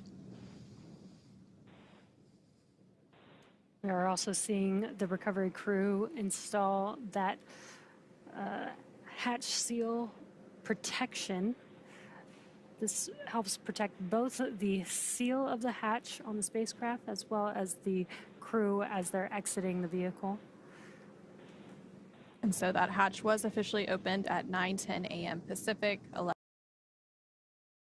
12:10 p.m. A splashdown at 8:33 a.m. Pacific, 11:33 a.m. Eastern off the coast of San Diego, California.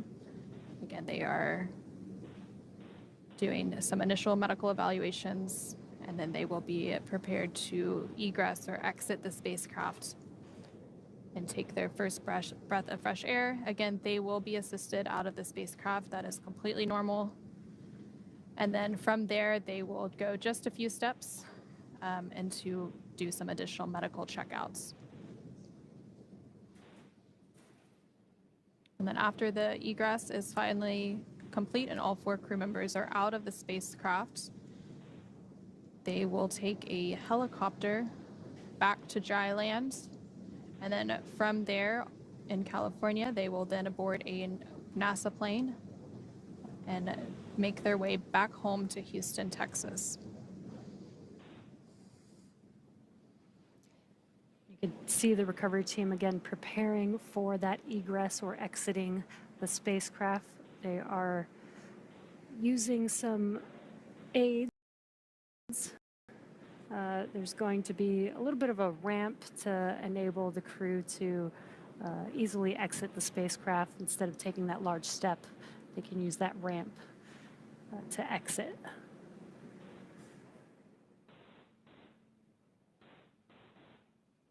And recovering the crew is a bit of a joint operation. So we do have team members from NASA's Flight Operations Directorate out there, as well as NASA's Commercial Crew Program, and some flight surgeons from the NASA and international partners that will be prepared to retrieve and receive the crew following their egress or exit from the spacecraft. So it'll be nice to see some familiar faces, friendly faces, as they've worked with all of these teams in preparation for their space flight, and they will be greeting them upon their return.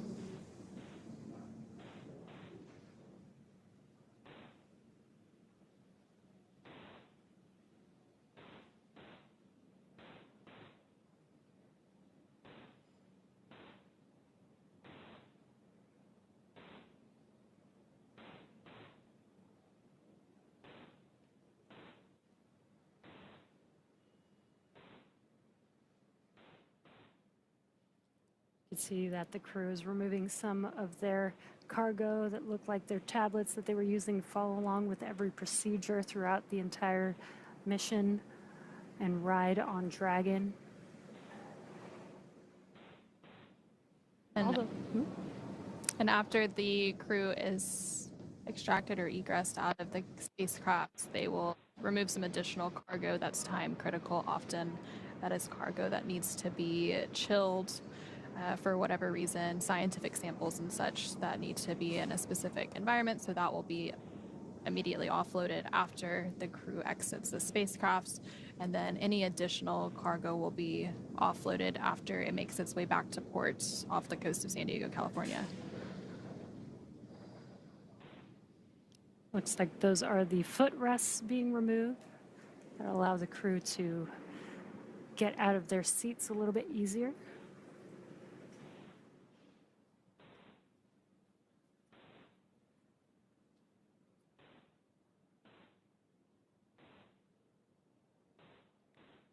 You do see one of those beds or slides that they use to help extract the crew, so we should see some of that egress taking place momentarily.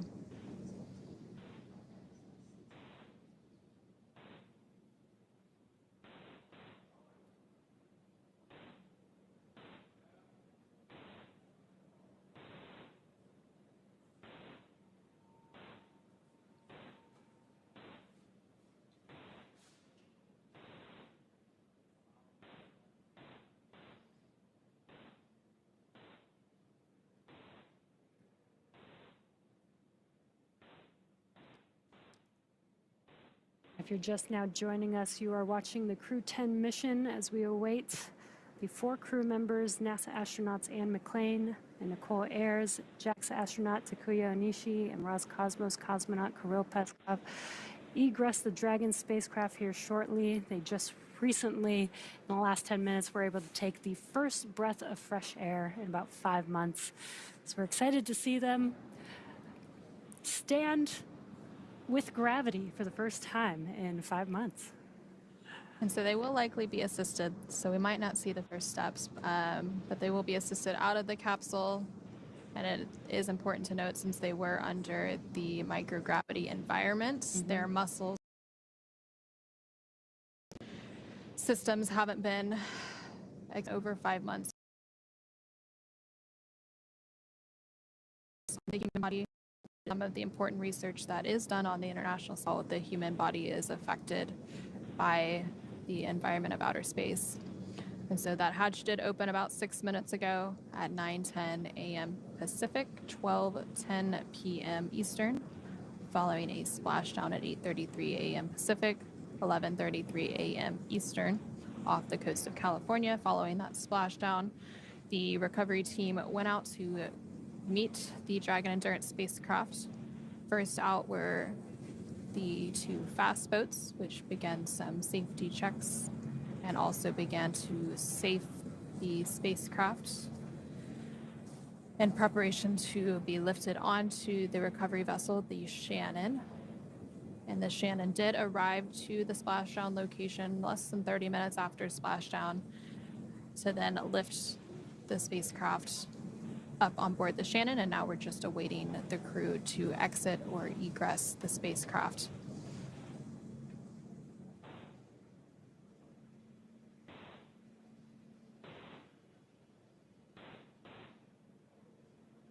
It does look like they are preparing for that crew egress here in just a moment.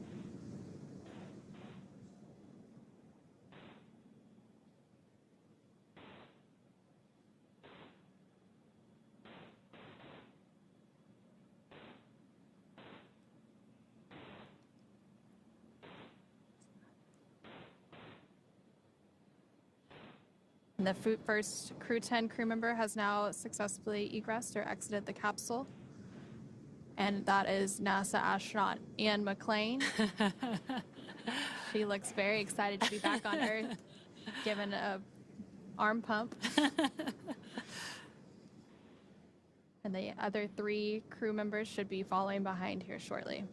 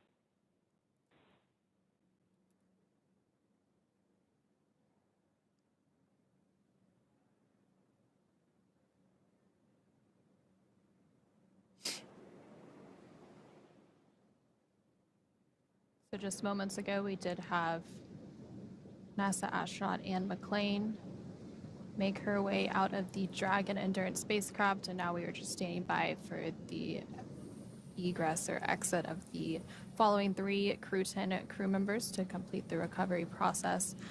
So we are standing by for the egress of NASA astronaut Nicole Ayers, JAXA astronaut Takuya Onishi, and Roscosmonaut Kirill Peskov.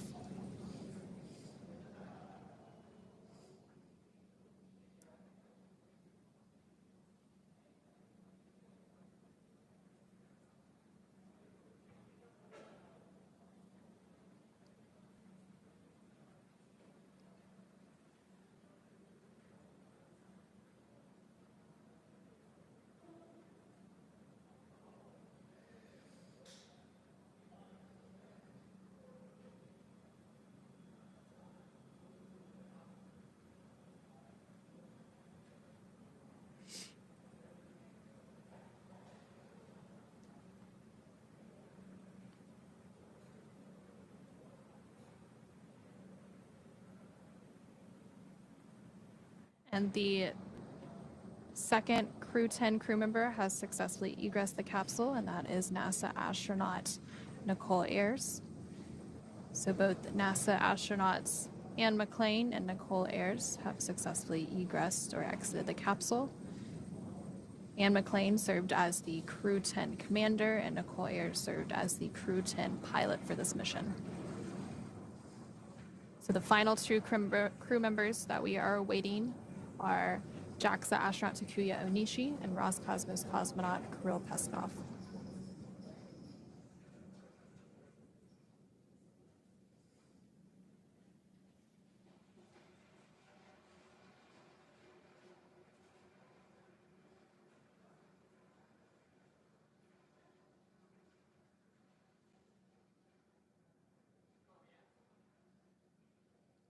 You did just see them removing 2 additional foot restraints, likely preparing to egress the final 2 Crew 10 crew members.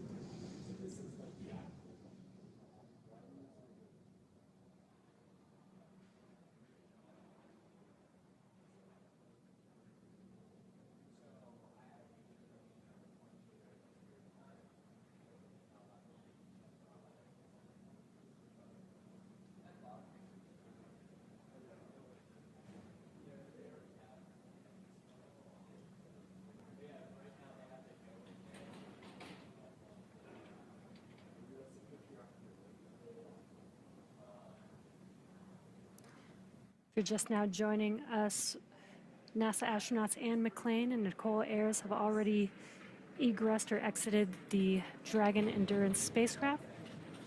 And again, we are waiting for the final 2 Crew 10 members to exit. JAXA astronaut Takuya Onishi and Roscosmos cosmonaut Kirill Peskov are still inside of the Dragon spacecraft. And so the crew did complete a 148-day mission, with 146 of those days docked to the International Space Station. During that time, they completed more than 2,300 orbits around the Earth, traveling more than 62.7 million statute miles.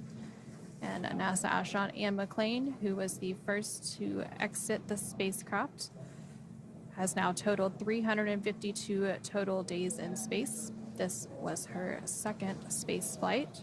Her previous mission was aboard a Soyuz spacecraft. And then this was the first space flight for NASA astronaut Nicole Ayers, who was the second to exit the spacecraft. So she now has 148 days in space.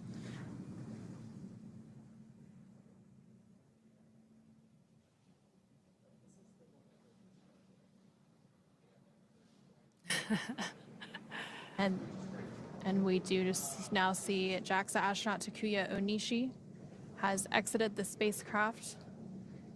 And this was also the second space flight for Onishi. So across his 2 missions, he has now totaled 263 days in space.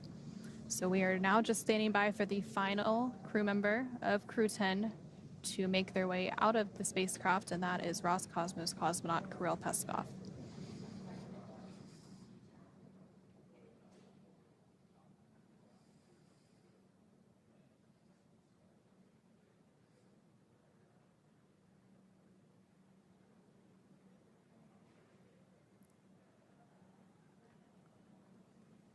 To recap a little bit, the Crew 10 mission launched aboard a Falcon 9 rocket inside a Dragon spacecraft, which you're now seeing on your screen. That launch took place from NASA's Kennedy Space Center in Florida on March 14th. The crew then had a journey to the space station and docked shortly thereafter, spending about 5 months attached to the orbiting laboratory, conducting science and research before undocking yesterday, August 8th at 3:15 p.m. Pacific, 6:15 p.m. Eastern, for a 17.5-hour return journey back to Earth, splashing down off the coast of San Diego, California earlier this morning at 8:33 a.m. Pacific, 11:33 a.m. Eastern, which was less than an hour ago. And they are working to egress the final crew member. The initial 3 crew members have already safely exited the spacecraft, and those are NASA astronauts Anne McClain and Nicole Ayers, along with JAXA astronaut Takuya Onishi. So the egress of Roscosmos cosmonaut Kirill Peskov is now underway, and you can see him making his way out of the spacecraft right now.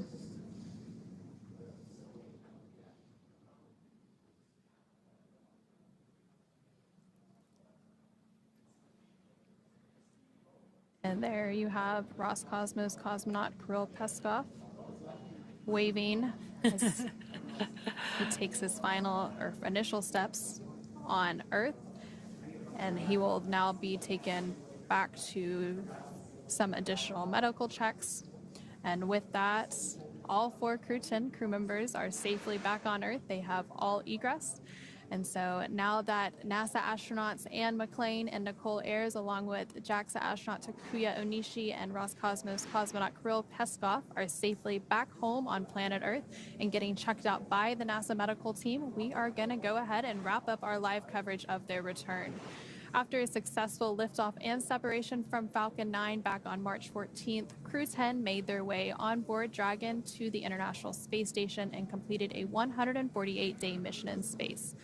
NASA astronauts Anne McClain and Nicole Ayers conducted 1 spacewalk during their 5 months in space on May 1st, relocating a space station communications antenna and the initial mounting bracket installation steps for an IROSA, or International Space Station Rollout Solar Array, that will arrive on a future SpaceX commercial resupply services mission.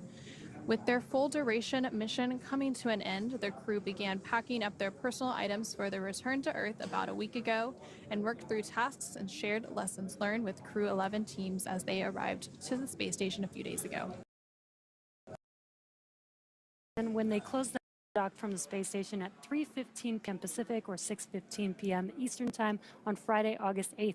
After 4 successful departure burns and a phasing burn to line up their orbit, Anne, Nicole, Takuya, and Kirill rested for a few hours before waking up to prepare for re-entry this morning. Dragon performed an approximately 17.5-minute long deorbit burn to send Dragon on a path home. That burn ended at 7:57 a.m. Pacific Time, 10:57 a.m. Eastern, and this was followed by trunk separation and Dragon's final on-orbit maneuver, closing of the nose cone at 8:02 a.m. Pacific Time, 11:02 a.m. Eastern. The spacecraft re-entered the Earth's atmosphere and slowed its descent with successful deployments of 2 drogue parachutes and 4 mains, with the final splashdown occurring off the coast of San Diego, California at 8:33 a.m. Pacific Time or 11:33 a.m. Eastern.